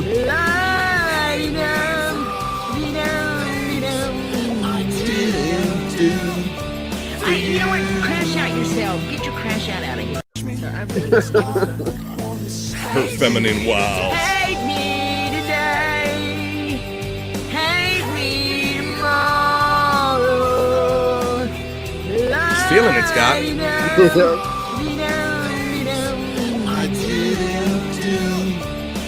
know what? Crash out yourself. Get your crash out of here. Get you out of here. She's kicking somebody out of there, Scott. That's gonna be a no from me, dog. Yeah, no. The singing didn't win you over, Bobby Nick? No. With her feminine wiles right there. Her feminine, not canine. They're supposed to be feminine. Well, here you go. Of course, looking like she does and living like she does, people accuse her of being meth all the time. So that's what that was at the end. Somebody was telling her to crash out. So I will say my personal my life assessment about her is that I don't think that she doesn't seem to be on anything when she's doing these, but she looks like a woman that's got some experience doing some shit, Scott. Yeah, and I don't know if everything I know is fact, but just from what I found out so far, what it appears to be from her family and stuff, what they say about her is she was living with a guy, and that's the guy who she's always out to get now. Down by the river. That's where she discovered the hemlock, and they were kind of the Bonnie and Clyde of meth. And she must have got into a bad batch, probably had hemlock in it, and it messed her up. It messed her up this way. So from what I've seen, I've watched her so much, you'd think I would see some paraphernalia or something laying around, because they get sloppy. And I ain't really seeing no drugs on her, man. I ain't really seeing, but I know it's probably in her past. It burned her up. That's what I'm thinking. Like she looks like she used to done. But I see her. I'm like, here's a woman that's pretty much done everything. But yeah, I must say that under these videos, I think drugs would be a good excuse or reason. But she don't even have that to lean on. This is just whatever's left au natural from wherever her brain got fried from all the stuff maybe she did in the past, Scott. Right. Yeah. Like you said, little mental illness, a little former drug use. You never know. But these are just our opinions here. But let's see what Tammy's up to now. What is this one called? Oh, so this is about the hemlock. So let's see. Once again, let's see what she thinks about the world and hemlock. Let's see. And I'm gonna tell you something. That hemlock is hell. That hemlock is hell. You get that hemlock in your bloodstream, and it is hell. You know how I know? Because I got it in there. Oh, shit. It'll kill you. It'll kill you. Did you know that? Get hemlock in your bloodstream, and if you get a sore, if you cut yourself, that shit's gonna go right in it because it comes alive. It's alive. Everything hurts. I'm not lying about a fucking thing. This shit is so dangerous. And Now, let's talk about this camera angle because it looks like it's on her floor under her brake pedal. Yeah, that's kind of where it is. So it just so happened I was making these clips of the same one Terry Nee was doing his thing there. This is the same camera angle from underneath the steering wheel. Yeah, I'm seeing like the roof and the visors and the bottom of the steering wheel. I'm like, is she like on the floor talking to the floor so people don't see her talking? Like, what's going on? Sitting on it. They've been using it in their witchcraft and bullshit. That's why. So she's either changing a fuse or doing a video. I don't know what she's doing. Every time I'm down that part of the floor is when I drop a fuse. I'm gonna tell you something. That hemlock is hell. That hemlock is hell. Tammy, you get that? Chris Popke's opinion is that Tammy has definitely given hand jobs for crack. Send Tammy the link, demands the space nerd. Let's see. hand jobs. That sounds like a charity. Hi, this is BF. I represent hand jobs for crack. Let's see. Well, she's traveling around trying to get all these town people and politicians to, and I've seen her in town's meetings where she's speaking, trying to get her to hear this story about the poison hemlock. So I had hoped that maybe we would be able to get her on here one day to tell her story, but she blocked me right away. So I didn't. Because you came in hot, Scott Fitzpatrick. You know why? You came in hot on Tammy. Now you're out there doing damage control. But see, because you know this, buddy. You think that, and I know what you were thinking. You were thinking this is a woman that's lived some life, right? She ain't gonna be upset about a little kind of sideways mention about a monkey or gayness, or nothing's gonna throw her off, right? She cusses enough to make me blush. Exactly. But then I think this is probably what did it right here. Scott Fitzpatrick asks, Joe, if you had a gay monkey on your back, would you leave it or beat it off? See? Scott, I would pummel that monkey. Scott Fitzpatrick asks, Joe, if you had a gay monkey on your back, would you leave it or beat it off? Yeah. Scott, I would pummel that monkey. See? Scott Fitzpatrick asks. Joe answered the question, Tom Gully. He didn't go, I'm too dignified to give that an answer. Got the one and only Joe Rogan right there. Even he answered it. So Tammy and guys, and Tom Gully, don't be upset, because Scott Fitzpatrick only asked the best broadcasters and podcasters the gay monkey question. There you go. Let's squash the beef. It's what's for dinner with Scott. Squash the beef right there. There we go. James Brown on the Tammy Show. Missouri cell phone law, also known as the Siddons-Benning hands-free law, went into effect on January 1st. So he knows what state Missouri somebody's in. There you go. That's a more you know from Terry Nee. There you go.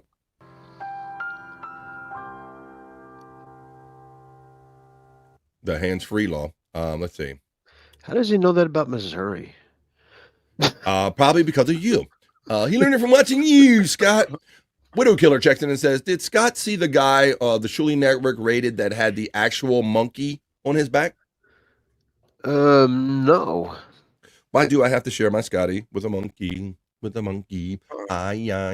Well, there you go. We kind of sufficiently fell down Scotty's hole right there. We did the big justice thing. Let me see.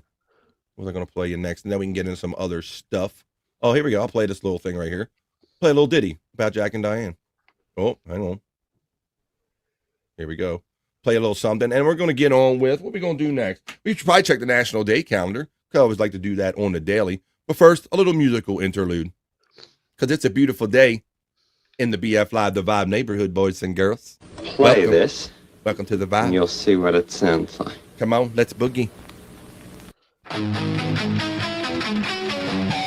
Fuck yeah, Fred. Yeah. Fuck yeah, Mr. Rogers. Likes Van Halen, brah. But he ain't talking about love with minors. Rest in peace, Edward Van Halen. Long live the king, says Mr. Rogers. It's a beautiful day in the neighborhood.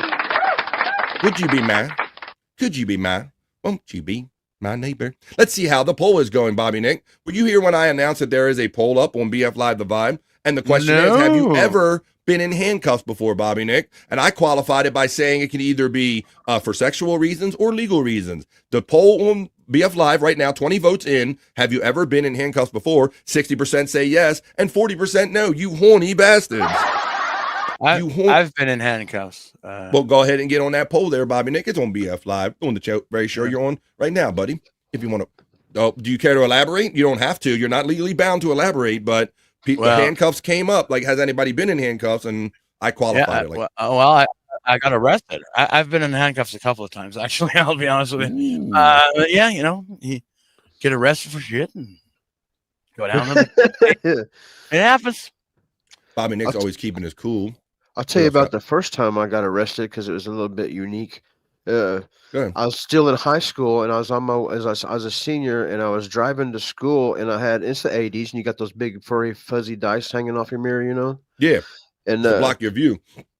Well, yeah. So I got pulled over for fuzzy dice. Initially because it was considered obstructing the view, my view. I can see a nerd cop would do that, sure. Yeah, and then it turned out while he had me pulled over, I was on my way to school. This is in the morning, and it turned out, and I swear to this day, I don't know how it happened. The computers what they used to be back then, and I could figure somebody gave my name, got pulled over somewhere, and gave my name, and so they got me for missing a court date over something that wasn't me. Oh shit! You got mistaken identity. Yep. So I got pulled over for the dice, but then I go to a jail for mistaken identity and arrested in the handcuffs. I was still in high school. Went in the jail with all the big dogs and everything. Oh man, Scott did his own 1 day scared straight kind of thing. It sounds like there, Scott. Yeah. That's crazy, man. That's a good story. Well, I will. For good or bad reason, I've been fortunate enough, knock on this phony wood here. I've never been in handcuffs before. Not for legal reasons anyway. Not for legal reasons. I've managed to avoid that. Let's see. CGI, says our friend Jerry Lahane. Ask Fred Rogers the monkey question. Hey, boys and girls. Scott needs to ask Fred, Rip, CGI. Hey, Scott. It feels like the first time. Feels like the very first time, Chris Popke. If you live a questionable life for long enough, Scott got arrested with his own fuzzy handcuffs. Oh shit, that's embarrassing. Gimme Bezos. Scott's story is actually better. How you doing, Bezos? Checking in. What's up? More as a minor, Jerry Lahane says at the time. Guilty, says Peacunt. Terry says, I got a ticket for wearing headphones. Was a college port. I was so pissed off. Wow. Bobby Nick, black shirt provider, says, Scott, did you get the full jail experience? I didn't have to take a shower, if that's what you mean. I wasn't there. I'm pretty sure I was out in the same day. I'm going to jail. But I remember my parents being, because they just had like a day of shopping planned or something. So while I was at school, they was going to be gone. They was gone all day and didn't get home till like 6 o'clock at night. So I was in there all day and all night and with all the adults. What gang did Scott join in jail? Did you the Bloods or Crips? No, the man, Figs? it was Walked just around one. with his shirt. Yeah. When I went to juvie jail, I had to take a shower there, but I mean it's all okay because they had stalls, you know. Mm-hmm. You got privacy. Yeah, privacy. You know, privacy when you're screwing. The biggest memory I remember from it is smoking was still allowed inside jail then. And so some people had like bags of tobacco and rolling papers. And anyway, some guy took to me right away and rolled me a couple cigarettes, you know, and then I seen how they play spades. That's where I learned how to play spades. They play spades and they bet chin-ups. They bar in They there was and bet betting your ass is what you didn't know. They was betting your ass. See if you lose and you can't do your chin-ups, you get everybody puts their cigarettes out on you. Oh shit! And there was this one guy, and his clothes looked like like a star constellation. Man, it had holes all over. Oh no! That one guy that rolled you cigarette, he's like, I own that bitch. I gave him cigarettes. That's my bitch. He labeled you, Scott. You didn't even know him. When they give you cigarettes, that means he owned your ass. When Scott got to jail, he kept begging to have a shower, says Bobby Nick's black shirt provider. Terry Nee says, was the same day I bought canned okra, not knowing what it was. That's interesting. What a day. You got arrested for wearing headphones and you bought okra. That's something you see on okra. Never been to juvenile, says Pecan. How many teardrops does Scott have tattoos? How many bodies did you catch there, Scott Fitzpatrick? Got them teardrop tattoos. Come on now, there's only 21 of you voted so far over here on the YouTubes. Don't be shy. I can't identify you. I won't dox you. 21 votes. Have you ever been? I even did the poll. I said that was my first time. I've been to jail a few times for driving with a suspended license. I've never drunk and drive or got in trouble for that, but I got caught with no insurance. Oh man! And then I got caught with no insurance again in the same year, which got that suspended my license. Well, I got a job and everything, and I was still going to work. So I let it build up on me, man. I got caught in this snowball of getting arrested and bailing out just to get arrested again until I got my license back. It took like 5 years of that shit. Wow. I remember when I was in juvie, they had this one person come in and speak to all of us on the unit. And he was preaching to us. Yeah, actually kind of, cause he was like, now, you're going to want to end your stay here. You're going to be good. Cause you know what happens. You know what happens when you go to adult jail. They fuck you in the ass. Bobby got Canadian scared straight. Oh yeah. Yeah. For real, dude. He's like, I got a DUI. Space Nerd chiming in says, I got a DUI in 1991. I was taken to jail. No handcuffs, no booking, just a lot of oral. No. I added that last part. Sorry. No, Space Nerd. Let's see. I had to spend the night 24 hours in jail. And she has the laughing emoji. Yeah. Bobby Nick was scared straight. Yes. What's up? Yeah, I remember the first time I was in jail. I had to sleep on the floor of the cell in this like fucking. Well, actually, no, it was on this like very small mat. Yeah. And they gave me a very tiny blanket, and the fucking mat smelled like fucking puke. I thought you were going to say semen. I swore you were going to say semen. There was a lot of people who got thrown in there for, being drunk, and I guess they puked. I don't know. They don't clean those fucking mats properly, so I had to smell puke all night, for fuck's sakes. Bobby ain't going to fight.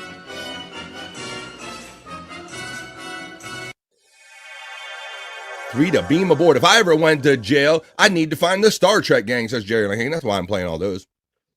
Never been to jail or any of that, confesses Not the Beast 2098. You're in my gang. I got to pick my day since I was in college. It was classic. Hey, look, you're going to have to come and do like a day in jail, Space Nerd, whatever day you want. Just write it down on the calendar. You'll be all right. The fuck? Okay. Be the top dog. Bobby Nick wasn't scared straight, question mark, says Terry Nick. I have to do a reconciliation so I can get into Canada. Damn. They won't let you in Canada. I think, Bobby, you've already let people know they won't let you out at this point, right? And then you said that. I don't think I'm doxing anything you haven't already said 100 times before. Nope. Yeah, it's fucked. No insurance, and you got to put the hyphen in there. He said insurance. No insurance. Do you have outsurance or something? Fuck it. There you go. We're on the same tip. You got that outsurance? Got that insurance? Whoa. Space Nerd had her own cell. Thank goodness. Sure. That's what you tell. No, sure. Whatever. Got to tell people. Man. The Jailbird says, I'm going to jail. Oh, Jailbird over here, Space Nerd. 34 years later, still have to. What? Still have to. There we go. Wait, fucking was not in the brochure. Wait, fucking was not in the brochure. There must be some mistake. There's no mistake that we're having fun hanging out, creating positive vibes with at least 30 of you in the chat family. And we're having a great time doing it. We're talking about jail. We're talking about being handcuffed. We're talking about life and a lot of fun stuff. And what we're going to talk about next is the National Day Calendar, because it is Tuesday, the 8th of April. So let's go check out the National Day Calendar with the National Day Hey Hey. 3, 2, 1.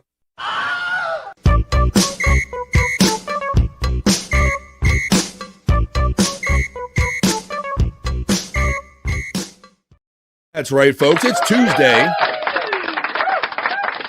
It is that weird day of the week, but we're having it. We're doing it. We're making the most of it with chat family. We're doing it. With friends and a lot of fun. We're going to check the National Day Calendar right now because it is Tuesday the 8th. And I know Tuesday, I just say this to remind my friends later on that it is Tuesday, no filter night for you guys. There you go. Yes, That's what I think when I think no filter. When I think Tuesdays, Thursdays, and Saturdays, I think about no filter with Andrew and friends. But today, right this second, I'm thinking about that it's April 8th and it's National Day Hey Hey. It's National Empanada Day. Empanada. I think this is like more Spanish food, maybe in a different shape. What's it like? It's dough, it's lettuce, it's tomatoes, all the stuff, but it's in a different shape. We'll see how maybe this differs from tacos or other stuff with National Empanada Day. It's also National Zoo Lovers Day on April 8th, as well as National All Is Ours Day. That's an interesting standing on a mountain.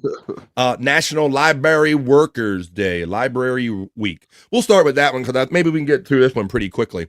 When I think of library, I think of some of my first experiences when I went to school and used to have to know the Dewey Decimal System, when those older ones, right? Yeah. You learned that a little bit, Scott? Yep, the old card catalog. The card catalog and the decimal system. It was funny because I remember at first not really understanding it. And I remember having this epiphany, Scott, in the library one day where it all kind of started making sense to me. Like, okay, this number represents where in library it is. And this number represents, I kind of figured out the Dewey Decimal System. But there were many times where I would just always go to the library for the librarian first, Scott. Right, yeah. I don't know why. I've always been kind of a number upset, almost like an autism way, numbers and stuff. So I kind of excelled at catching on to the Dewey Decimal System. Did you? Yeah. Well, it's National Library Workers Day. So I always think about those are my first experiences. And I remember it was like a big stretch for me when I had to go. I can't go. I think they told us we can't go ask the librarian or anything. We had to find books ourselves using the Dewey Decimal System. But each year in April, National Library Workers Day recognizes the valuable contributions library staff make every day to their communities through their hard work and dedication. The observance takes place annually on the Tuesday of National Library Week. It says libraries do so much more than house books that books we borrow nearly any time of the day or night. Yes, any time, day or night. Online reservations is highly popular now. That wasn't even a thing when I was into going to libraries. No. Today, as always, library workers are masters of research. They find the obscure quote or the partial misquote, as the case may be, helping you annotate your research paper correctly. When you're on a job search, they offer internet access and computers so you can polish up your resume too. Yeah. So my last experience going to the library had to do with my daughters being school age.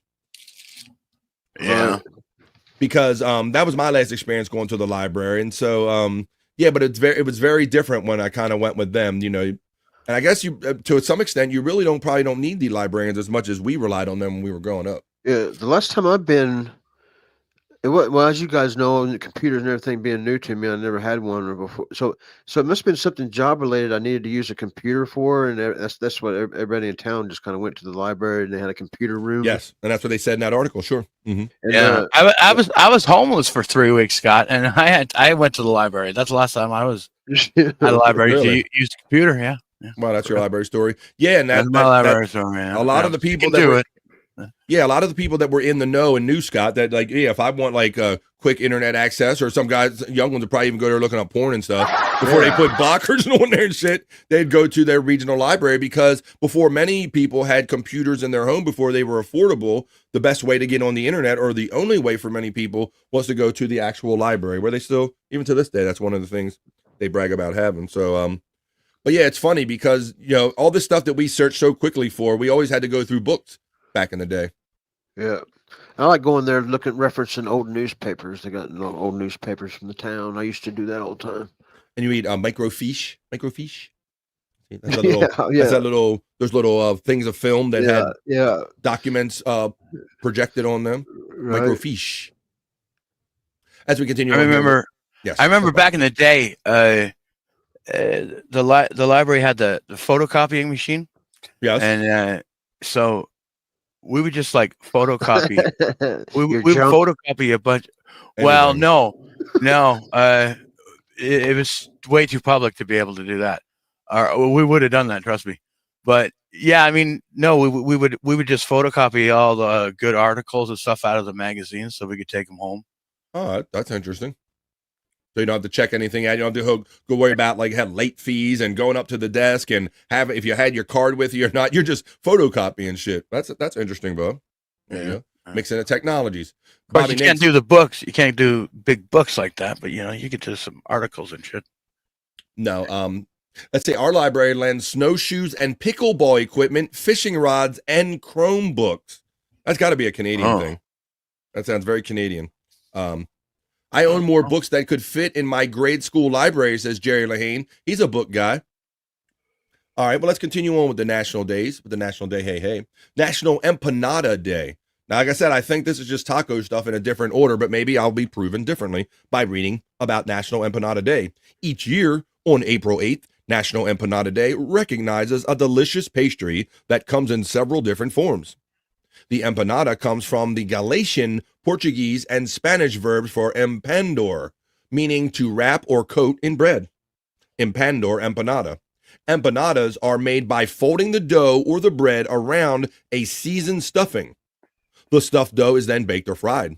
Very much like hand pies, these delicious pastries offer choices. You can make your empanadas with meat, cheese, vegetables, or fruit filling. However, they may be made with your ingredients too. So there you go. Empanadas, guys. You guys mess with empanadas? No, I don't. I didn't know what one was before today. There you go. I always say careful. You might learn something before you're done here on an episode of The Vibe, and it happens nearly every day. So you can make your favorite version if you kind of knew what it was today, Scott. But yeah, it looks like it's just like a kind of a dough pie thing filled with various pastry. It says it's got cheese, vegetables, meat, fruit. You can put all kind of stuff in there. So go ahead and fill them up. Empanada Day. I guess every empanada could be different from place to place then, right? Put whatever you want in there. Yeah, it sounds like a very versatile thing you can make. Lesson learned the hard way. I worked at a microfiche Sears late 70s parts center. Late 70s parts center. Wow, keeping track of all their parts. Their appliances. Wow. So you can imagine that's probably how they managed their catalogs at one point, guys, with microfiche or their parts and stuff. Oh, yeah. Wow. Interesting. After lessons learned hard. It's pretty much a hot pocket. Would you like not even a hot pocket? No, mini-me. I love you. You complete me, not the bees. Not even a hot pocket. Yes, very good. That's the best kind of everyday layman's kind of, if you had to explain this to somebody and say, what is an empanada most closely resemble? A frickin' hot pocket. Our boy Not the Bee summed it up just as good right there. Very good. How about National All Hours Day? Let's see what All Hours Day is. All is Hours Day, as a matter of fact. Observed each year on April 8th, National All is Hours Day takes us along 3 views of appreciation. Celebrate each of the approaches to the day or pick one that best suits you. The first approach to the day can be looked at as time to reflect on all the beauty of nature and all the wonderful things in life. Rarely do we have time to explore nature, all the things that nature offers us. And that's kind of what Scott gets into when he goes on his walks, when he gets them in, right? Yeah, that's what I was sitting there thinking, running through my head as he's reading. All right. Well, then the second way to celebrate this National All Is Ours Day is by appreciating everything that we already have. Even when you don't have much, what we do have is a blessing. This approach to life encourages us to count our blessings and avoid thinking about the things we do not have. A third way to view today is by sharing all that we have. Regardless of what we have, sharing seems to make tough times easier when we all work together. The greatest times and the greatest things in life are those that are shared. So you go, Scott. It's like, it's kind of some points of view of how you live your life. You can kind of go out and appreciate nature, or you can appreciate everything you have, even no matter how much you have, or you can share whatever you do have with others on National All Is Ours Day, buddy. That's That's kind of something I do when I go out and sit out in the woods and I just kind of daydream and I'll think about what do I really need to make myself happy, you know? Uh-huh. And really, I could just about be happy just kind of looking out in the woods and by myself, and just the basics, just a little shelter over my head, and Yeah. But then there's other days when having electricity is nice too, and being on these podcasts is kind of cool. So Absolutely, yeah, you like it. But I can relate to that somewhat because I like when I go out and just stare at a fire. I can just sit out I've done it, Scott. Just literally sit in a chair and just keep throwing wood on a fire and just be out in nature, just kind of staring into the glow of the fire or just into nature. So there is something about that, or the ocean. I could just spend hours I could sit at the seashore and you think, what are you getting out of looking at the same water coming in over and over again, Scott? But it never gets boring to me. Right. If you sit long enough, you just start seeing stuff to see what there is to see, man. Just start looking at stuff and then I think I guess. I think it causes you to think about other things too. You know, you look at that for so long and you get those like kind of deep, more pondering thoughts, if you will. So there you go. National All Is Ours Day, no matter which way you look at it. How about let's get into we got like some animals. Let's get into National Zoo Lovers Day. You guys, we have a Maryland Zoo or a Baltimore Zoo around me. I've been to a few times. How about you guys? When you get to petting zoos or out in the zoo much? I'd have to. It's probably like 160-mile trip or something like that. Oh shit! It's a St. Louis Zoo. I've been there a couple of times. I'll go every. I liked it so much though, and I like looking at animals. That I would go every day if I had one nearby. You know, if I could. Yeah, well, we have one that's not quite 160 miles away. Oh, Bobby Nick's not here to ask this question, so maybe if he comes back, we'll get it. That's meditation, boys. That's right, Spurgsnake, exactly, brother. And it's just something that, especially in our busy world with all these electronics, we always have our face in these. I think it's kind of important to kind of concentrate on that sometime. Yeah. Last time I went to a zoo, I got to hold a black bear cub. Says not the beast. Hey Spurg, fun last night, says our friend Space Nerd checking in. Did you hang out on the Family Feud stream? Because I know that my boy Spurgsnake, he kind of does those sneaky Monday Family Feud streams where he does game night and all and hangs out. So check out Spurgsnake right here on YouTube. But it's National Zoo Lovers Day. We do have the Baltimore Zoo. It's now the Maryland Zoo. Each year on April 8th, National Zoo Lovers Day encourages us to explore our local zoos. Each year, millions of people visit zoos and learn about the many animals that live there. Also known as zoological parks, many of them serve as breeding centers. These facilities are relied upon when species are endangered or at risk of becoming endangered. They also provide education to the public about a broad variety of animals and their habitats. We also have the Washington Zoo near me, Scott. That's about 45 minutes away, hour away from me. And I did go there years ago when we had the pandas on loan from China. Right. The Ling Ling and Ming Ming or Ping Ping and Sing Sing, whatever they were. I did see them.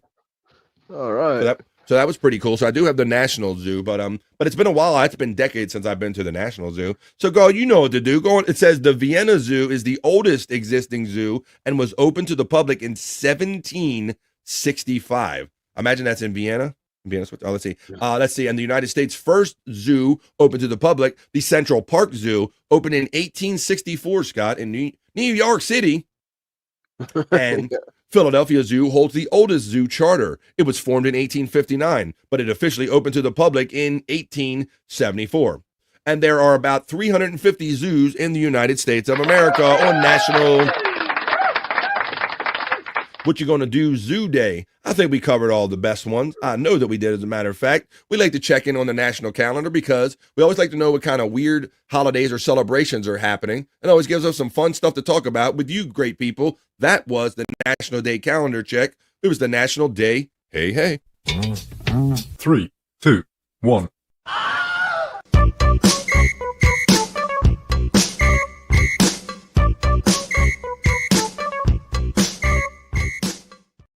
Let's get on it and keep doing it and getting into it. I'll put Bobby backstage until he comes back. We're hanging out with 35 great people. Myself, Scott Fitzpatrick, Bobby Nick is backstage. This is Tuesday. This is the Vibe Stream Show 282. This is where we kind of shut out the world for a few hours and we just kind of do our own thing, create positive vibes and have fun stories and fun with the chat family. I see Don coming in hot saying, fuck zoos right away. Oh my goodness. And boo Don right away from Space Nerd. Don is coming in hot. How you doing, Don, man? You know, we were just covering the National Day calendar, my friend. That's all we was getting into. Hang on, Scott. Bless you, buddy, by the way. Let me see. Thank you. Allergy season. That it is. Why don't we do a little, I got many things that we could do, but why don't we check in? Because I think I got one in the hopper. Matter of fact, I know I do, and I'm going to play it for you right now. And let's do a little, where the hell is the element at? A Terry's knowledge break. Let's do a little one of those. I see that Terry Nee, maybe I wasn't aware of this, but Terry Nee is like spreading out, making like educational videos for Bobble in the Levy-verse now. But this is the home of the OG home of the original Terry Nee knowledge break. So I'm going to play one right now. Of course, courtesy of our chat family, bro, Terry Nee. This is called Terry Nee's knowledge break, Yoga 2. I call this Yoga 2.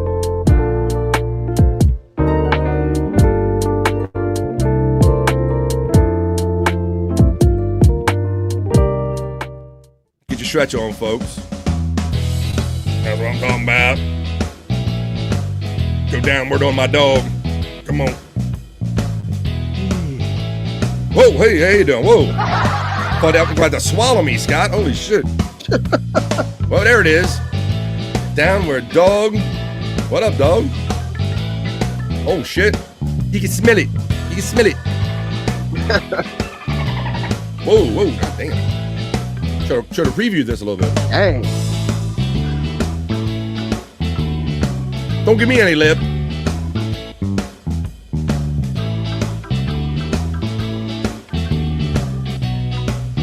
So what he's saying there, flexibility is important. I think that's what we learned, Scott. Vagina is a terrible thing to waste. That was a Terry Nee knowledge break. That was Yoga 2, because we got another Yoga 1. What the hell is this, a space nerd? Come on. It's Terry Nee's knowledge break. He's trying to teach us about the vagina, apparently. I don't know. Ready to done sanctuaries or programs. Bobby Nick's not back yet. I'm going to remove this item from backstage, remove from studio, and we're continue having fun here on the Vibe, because that's what we do, Scott. Scott, so I've been threatening to do this one for a while. You remember Riley Martin, you understand? From the Howard Stern Show, motherfucker? Right? Yeah. Yeah, What is, when I say Riley Martin, what is the first thing that comes to mind? Motherfucker? The way you're talking there, I can't do the impression, but the Rami, all the space people, Oh, yeah. the different tribes or whatever you call them. The Beavians. The Beavians. Yeah. Yes. But I think one of my favorite bits from him was whenever he would be intoxicated or poisoned or whatever, and yeah, food poisoning, I think it was, and he would be bantering with negotiating with Howard Stern about his pay. That's probably some of my favorite. Yeah, so Riley Martin, we're going to get into we're leading to, I'm setting up a little BF Live whack package. And what this is where I like to take you back for fans that were in the know. We like to relive some of these good old days of the Howard Stern Show. And we do whack packages where we go back and talk about specific whack packers, the part of the wacky people that were part of his Howard Stern clan and all. So I like taking you back, talking about these for the people that know, and introducing this for maybe some of the young ones that maybe weren't around or old enough at the time. because yeah, Scott. So he was like a bro. Like he seemed like just a regular kind of hangout crazy dude. You could drink with him, smoke with him, and all. But sometimes he acted like puritanical, and he acted because of this whole alien thing. He acted like he was literally above all of us, Scott. Right? Like better than everybody. You understand? Yeah, well spoken. It seemed like, but was he really? I don't know. Yes, motherfucker. Yes, he had the appearance of being a very proper and well spoken, but he was really like a drunken, drugged out mess and all. And like you said, he would always say that. What would he say? Food poisoning. He'd go, "I'm not." God damn it, Howard! I'm not drunk. It's food poisoning. When he was afraid of getting busted. But let's have a little fun with little O'Reilly clips here. We can play a little. What's this? Selling his pictures, his tickets. Yes, selling symbols. So yes, Symbols, he even went as far as that, and we're going to get into all of this, and this is going to be a retrospective of Riley Martin, the whack packer from the Howard Stern show. And yes, you had to get a proper symbol because his whole theory was when the world comes to an end, the Biabians are going to come and rescue you motherfuckers, and if you don't have your symbol, you understand, you will not gain mission to the mothership, you motherfuckers. So we're going to get into it now. Let's play a little Your pussy women them. That's when he was on food poisoning. Uh-huh. What's this one? Oh. Sucker-muckagus. All right. So there's just a couple of the sayings that are attributed to Riley, but why don't we get into it in a big way? Let me find this. I don't know if Scott, I think, yes, he did. I know that he did. And this was cut up for me by the one and only, the super talented produce guy. You know him from the Levyverse, Shyt Clyde. I'm going to go to the psych folder now, and I will click on, as soon as I find it, where did I put that Riley? Riley, we are proving you, Riley. Let me type in Riley, motherfuckers, you understand? Now I don't know what folder I left it in. Let's see, it's in When he was doing folder. his radio show from his house was probably my favorite era. That was, and you're going to see a little bit in all of this. We might not get through all of this today, Scott, and I will let you know that this is an extensive multi-part Riley Martin whack package, so we will not get through this today. A matter of fact, Shyt Clyde sent me this and titled it Part 1, so that means we got more coming from Shyt Clyde, but we'll play like 15 minutes of this or so, and we're going to take you back with a little BF Lives, take you back to the day of the Howard Stern show with the whack package right here on the Vibe.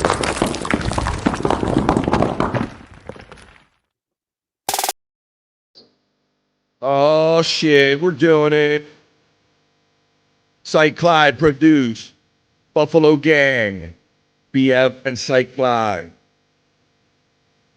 We're about to get into it. This is my whack package. Stare at my whack package lovingly.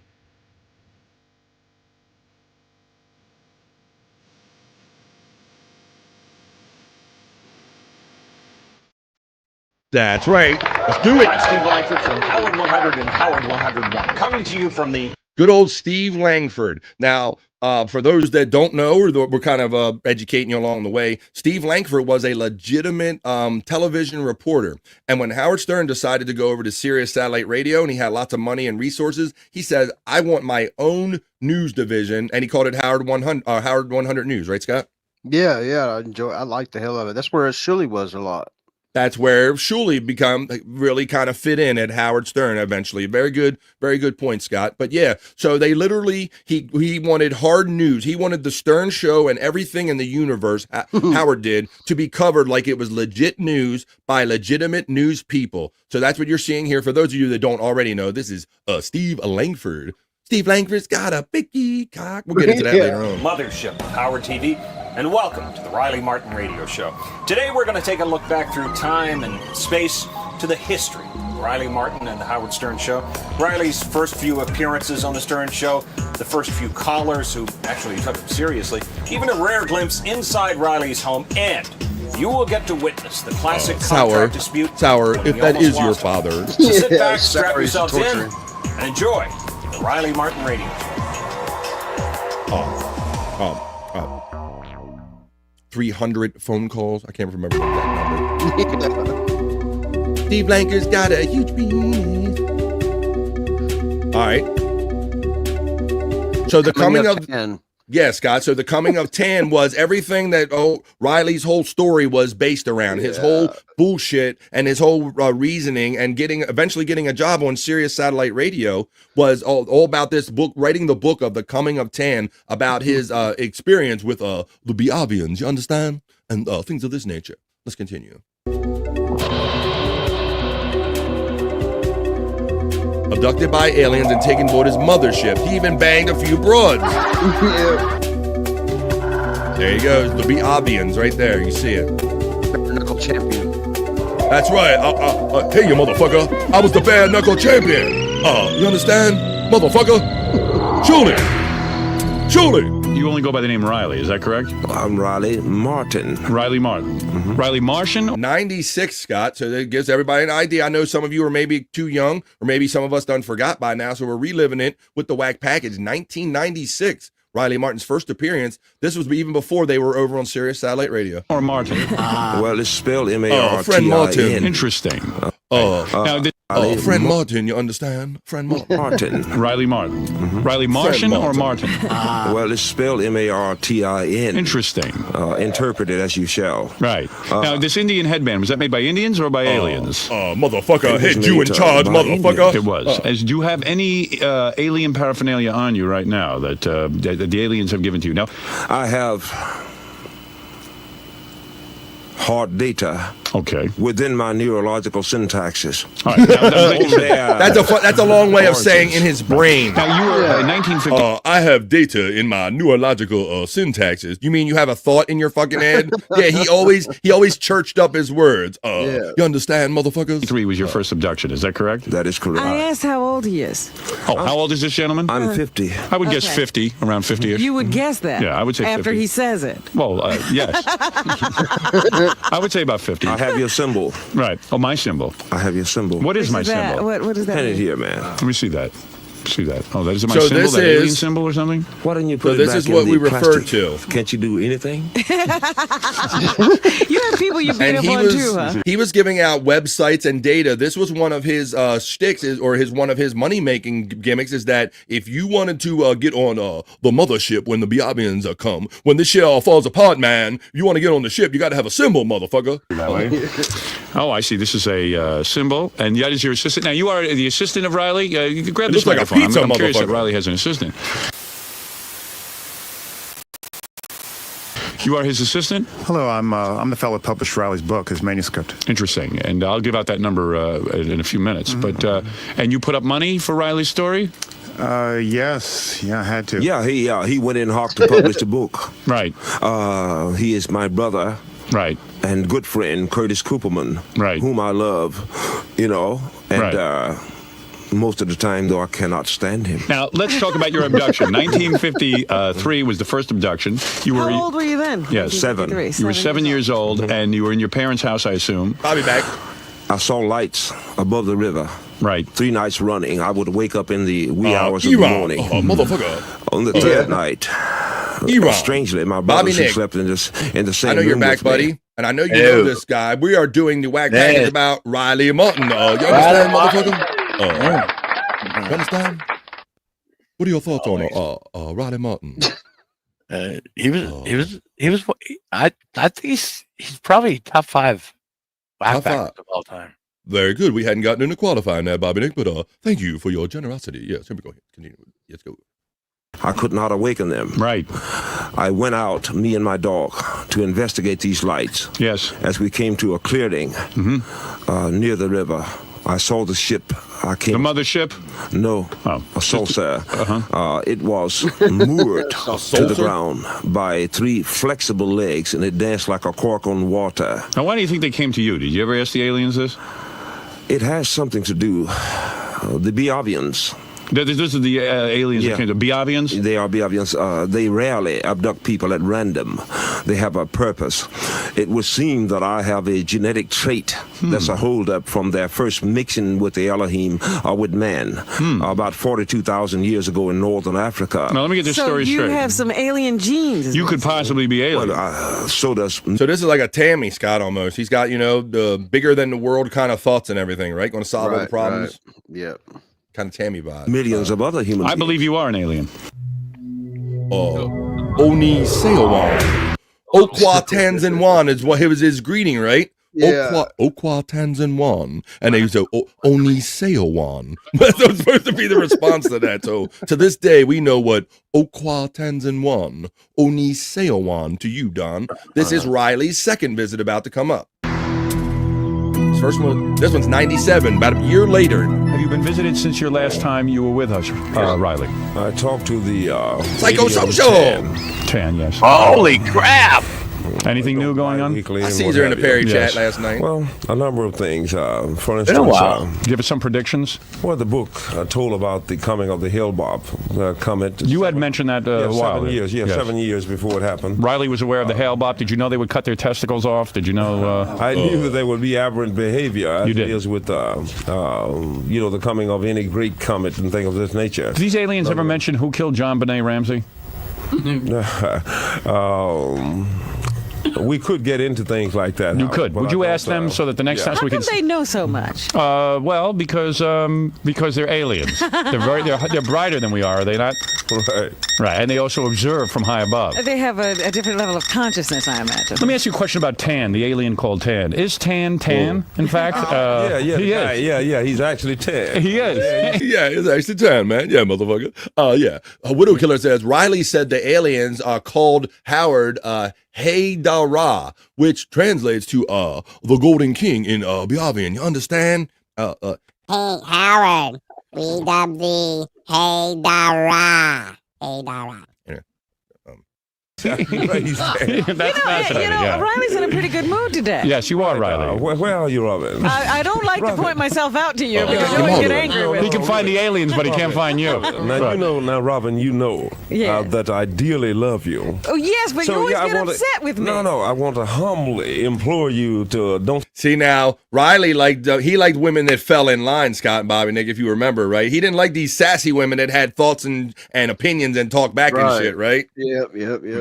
And so that's why he and Robin always went at it, because Robin did not hesitate calling anybody on their bullshit, especially when you're trying to run game on her and you kind of look like and come off like this guy. Start up on me today, Robin. You know what I mean? By the way, my man Riley, of course, not only has been visited by aliens, but for those of you who have never heard Riley before, he has made love to aliens. When I say aliens, I don't mean He some might Mexican. have alien children. That's right. I don't mean some Mexicans sneaking over the border. I'm talking about people from other planets, and he might even have children with these aliens. Isn't that true? That is correct. That's right. Back in 1964, I had a liaison with a number of the hybrid Here we go. alien women. They are mixed human alien women.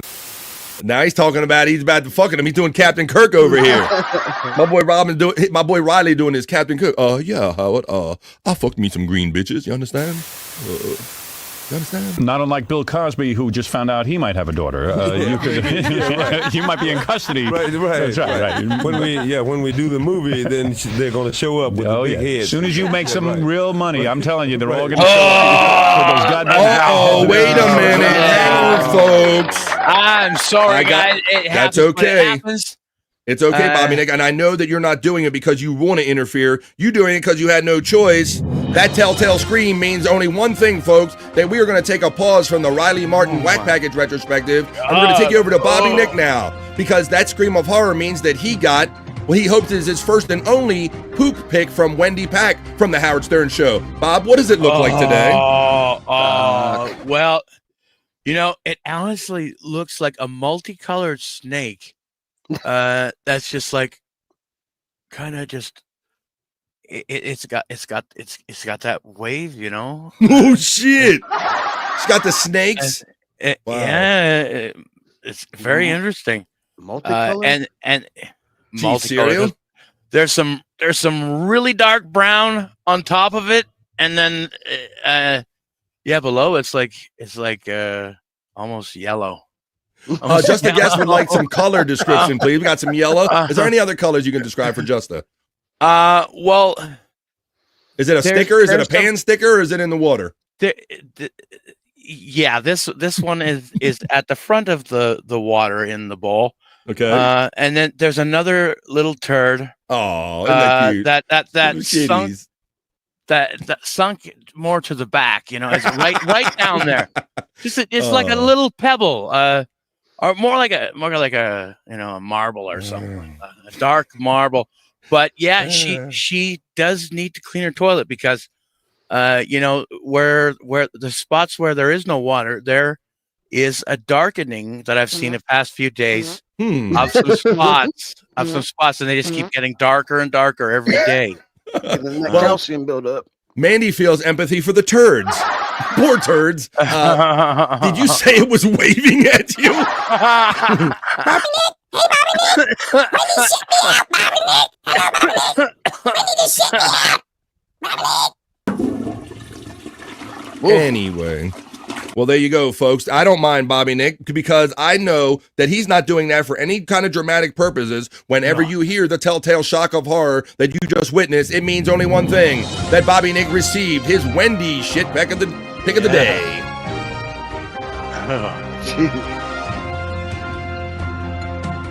Don wants to know, were her tits in that view? No, they were not.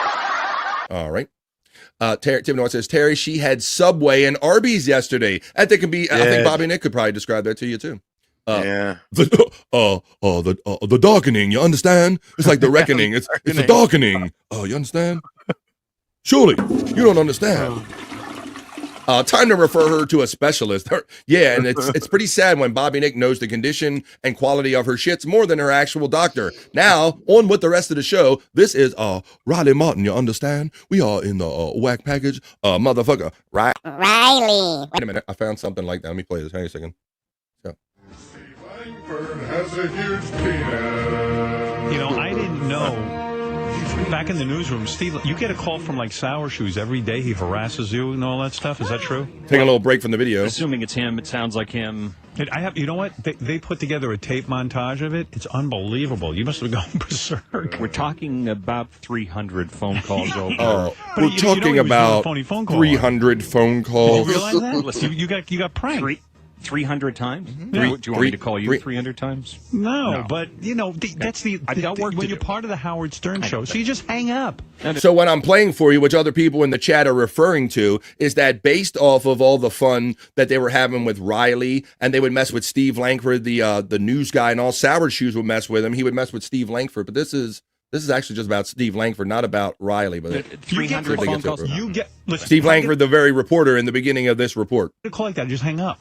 300 times I'll call your place. Call me. And it'll be so here's a legit news reporter. He's been on the Howard Stern show for a while, but he's still not quite adapted to all the antics, and he understands that he ends up being a part of these antics in his personal life. 300 phone calls. Well, I'm trying to do work. 300. I can't do work if I got somebody calling me 300 times. This is one pissed off Canadian. Yeah, maybe you're right. I can't do it. Should I play it? Want to hear it? Be my guest. I want you to go to jail for this. Sour Did you ever hear this, Shoes. Robin? No, I want you to go to jail for this. Just fucking relentlessly bothering Steve Langford in a newsroom. Here we go. It's a montage of Hold up. I think this is the past 2 Hold up. I got more breaking news. You kidding me, Site Clyde? Are you kidding? I didn't mean to play that. I meant to play the breaking news again, because this is some messed up breaking news if it is true. Can you believe that shit? Site Clyde says, you're never going to believe this, BF. The Guacamole Kid video owner struck my channel. Holy shit. Well, I got... What's that? The guacamole with the face changes, buddy? And the one you did the face changes on? Holy shit. No. I think that's what the one he's referring to. Wow. The Guacamole Kid video owner struck your channel. I'm sorry, Cyclide. I hope you only have one, buddy. Holy shit. Oh, I'm fighting this bitch. Ha. She can take me to court. I changed the voice and the face. And that's the whole other thing is that, you know, we do these YouTube shows with the expectation that you never know when we're going to get bit by something we did months ago, Bobby Nick, when the standards change down the road. That's the whole thing. FBX. Her name is BrittanyXavier@gmail.com. Okay, well, I don't know. I hope they can be nice. Let's continue on here with the vibe whack package. We're taking you back. This is the old Howard Stern show before he moved up to Sirius Satellite Radio, and this was one of the more notable whack packers, Riley Martin, who claimed to be abducted by aliens and things of this nature. You understand? Where is the money, baby? I want it. With some sagging pants talking about, that's my daddy. Right. Like that. Yeah, right. Riley, tell us what the aliens say. That's what everybody yearns to hear. Do they give us any guidance for the next couple of months or years? What are they saying? I'm going to have to talk to them after the 5th of May in the year 2000, yes. By which time I hope that we would have started to acquaint these people to the fact that the planet is dying. We are fouling the planet. From the Yes. It's coming swiftly to a head. Right. When you take all things into consideration, you know, the acid rains, the depletion of the ozone, overpopulation. The aliens are upset about this? Why do they rainforest. care what happens to our planet? Well, just We like might move in with them. Right. just like any other beautiful species, they would not like to see this species obliterated. Are you encouraged? Are you encouraged by our trip to Mars? Yes, we had we utilized our true potential, we would have been far beyond Mars by now. It's inevitable that you will ultimately want to leave the planet of your origins, if only to explore. I understand. I see. Let me ask something, because there was just that big. You want to know if Slevin's seen Riley nude? No. All right, go ahead. That big anniversary of that place out where they said Roswell, yes, where they said aliens landed. Is that true? Yes. Yes. Yeah, of course. Yeah, sure. What do you think? The aliens fell. Let's all do acid. The aliens travel. Yeah, the aliens travel back and forth through time and space Right. by utilizing what we call hyperspace windows, stargates. Bullshit. And That's what they did. They used At the very bullshit, moment motherfucker. Of the exit from one of the quantum windows, there is the quantum window. Yeah, the neurotronic computers are offline. See? Now when he gets called out on some bullshit, he starts using his extra big words, right? He don't have to. And for a split second, and it's at this time when it is vulnerable. Wow. Apparently it was struck by a lightning bolt at that moment, and this brought them down. Man. 2 of them lived. 2 of the bodies were black. You didn't know that, did No, you? I didn't. No, I had no idea. Figures. See? Right away. One of the How do aliens make duty, Riley? one of them. Seriously, do they move the bowels the way we do? Please, Robin. Yeah, they've got these little super commodes. Yeah. Those ass wipers are hell. There you go. I think we'll kind of leave it right there. We'll leave it out there for Riley's third visit. We'll continue that one. Guys, I hope you enjoyed that today. That was just a little look at the past of the Howard Stern Show. You got to be here every day, Monday through Friday, and we'll keep going through that again. But we just did a little bit of it today. But we'll continue on the next Whack package to explore the life and times of Riley Martin. That was, just for today, that was the Vibe Whack package. Oh, I put up the thing. I thought I was going to run the element. I put up the damn thing. Here we go. I will run the Vibe Whack package.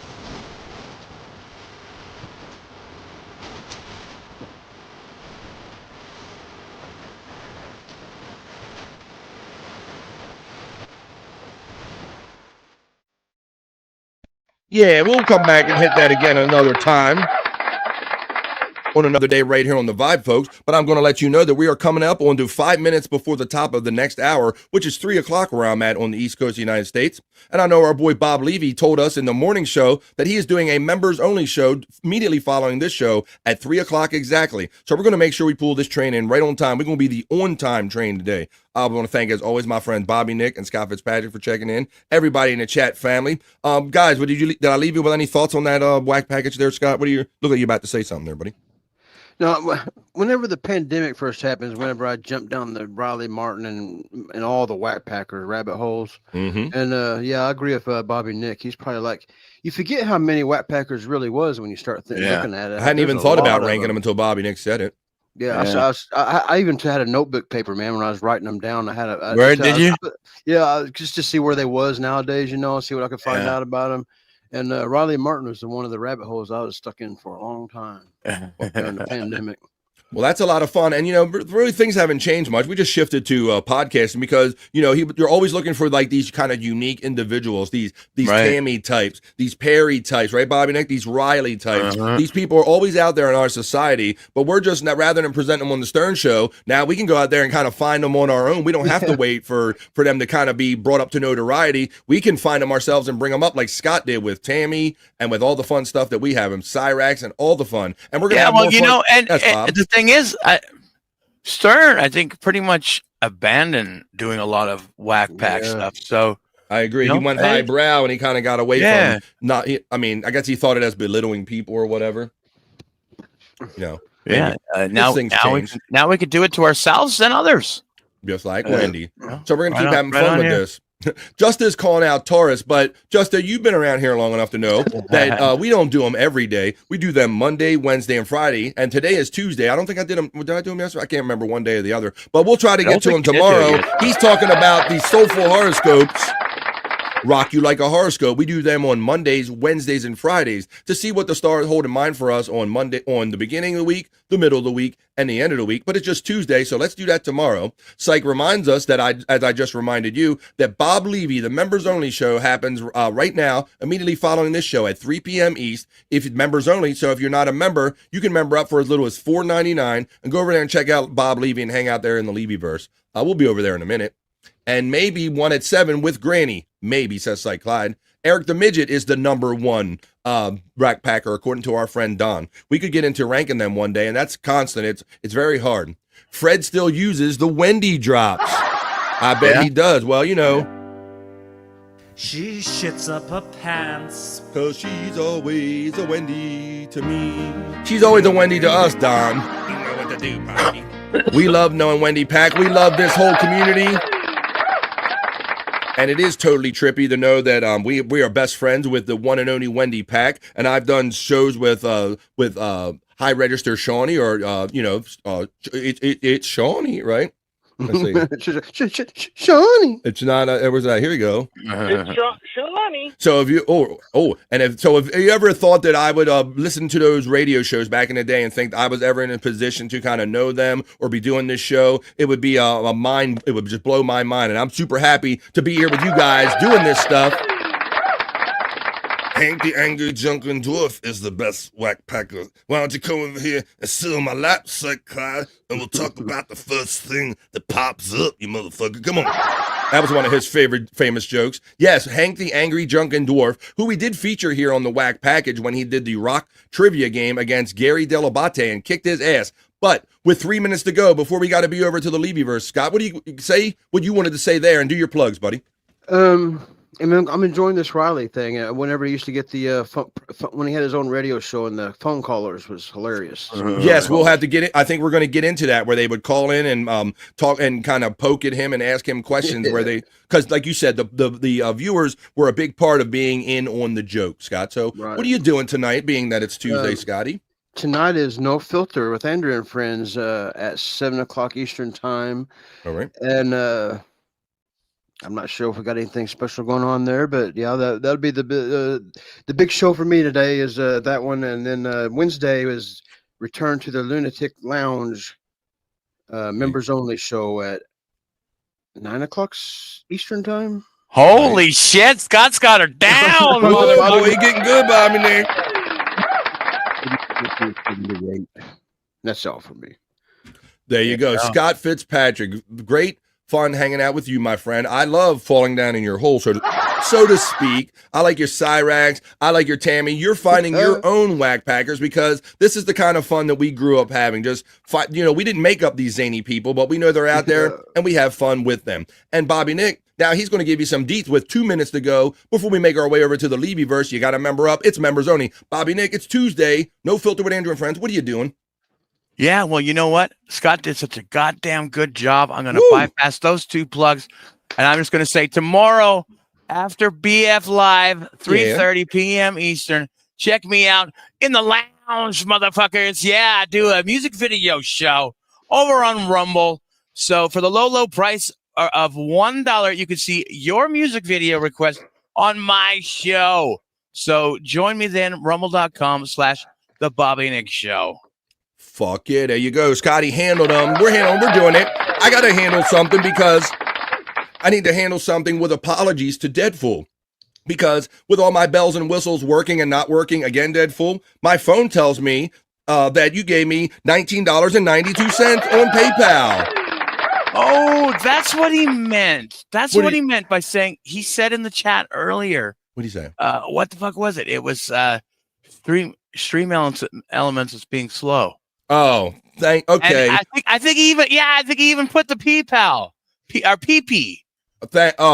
Thank you. Well, I just noticed on my phone, man, Deadpool, thank you for everything that you do for us and all these shows. No, Docs. fuck that David. Fuck that David Chandler. Fuck guy. that David Chandler. I like Deadpool better anyway. Thank you, Deadpool. Thank you, Scott. Thank you, Bobby Nick. And thank you for doing this and joining me here every day. This has been the Vibe Stream Show 282 for Tuesday, April 8th, folks. But it's not the end of the fun for today. It's Tuesday, so we're going to make our way over now. For those of you who are members, you can still member up. Even if you're not a member, you can go hit that little thing and join right now. Have fun hanging out over in the Levyverse. And after you're done hanging out with Bob and them in the Levyverse tonight, go over at 7 p.m. East for Scott, Andrew, and Stormy, and Bobby Nick, and all the people over there for No Filter with Andrew and Friends. So for all of these guys, I'm going to say peace and love, and we'll see you the next time we see you right here on The Vibe. Enjoy the rest of your Tuesday. Enjoy yourself whatever show you go to, whether it be the Levyverse or whatever. And it's just not bye, folks. It's bye for now, and we'll see you the next time we see you right here on The Vibe. Yeah. Peace and love. That's enough internet for me today. I am going to wash myself with holy water to get rid of all the stupidity I saw today.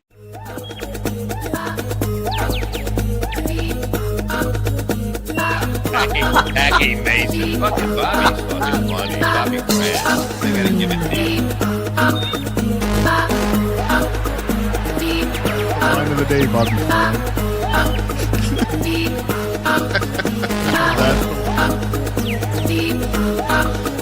Super creative, super original. There's a show called The Vibe.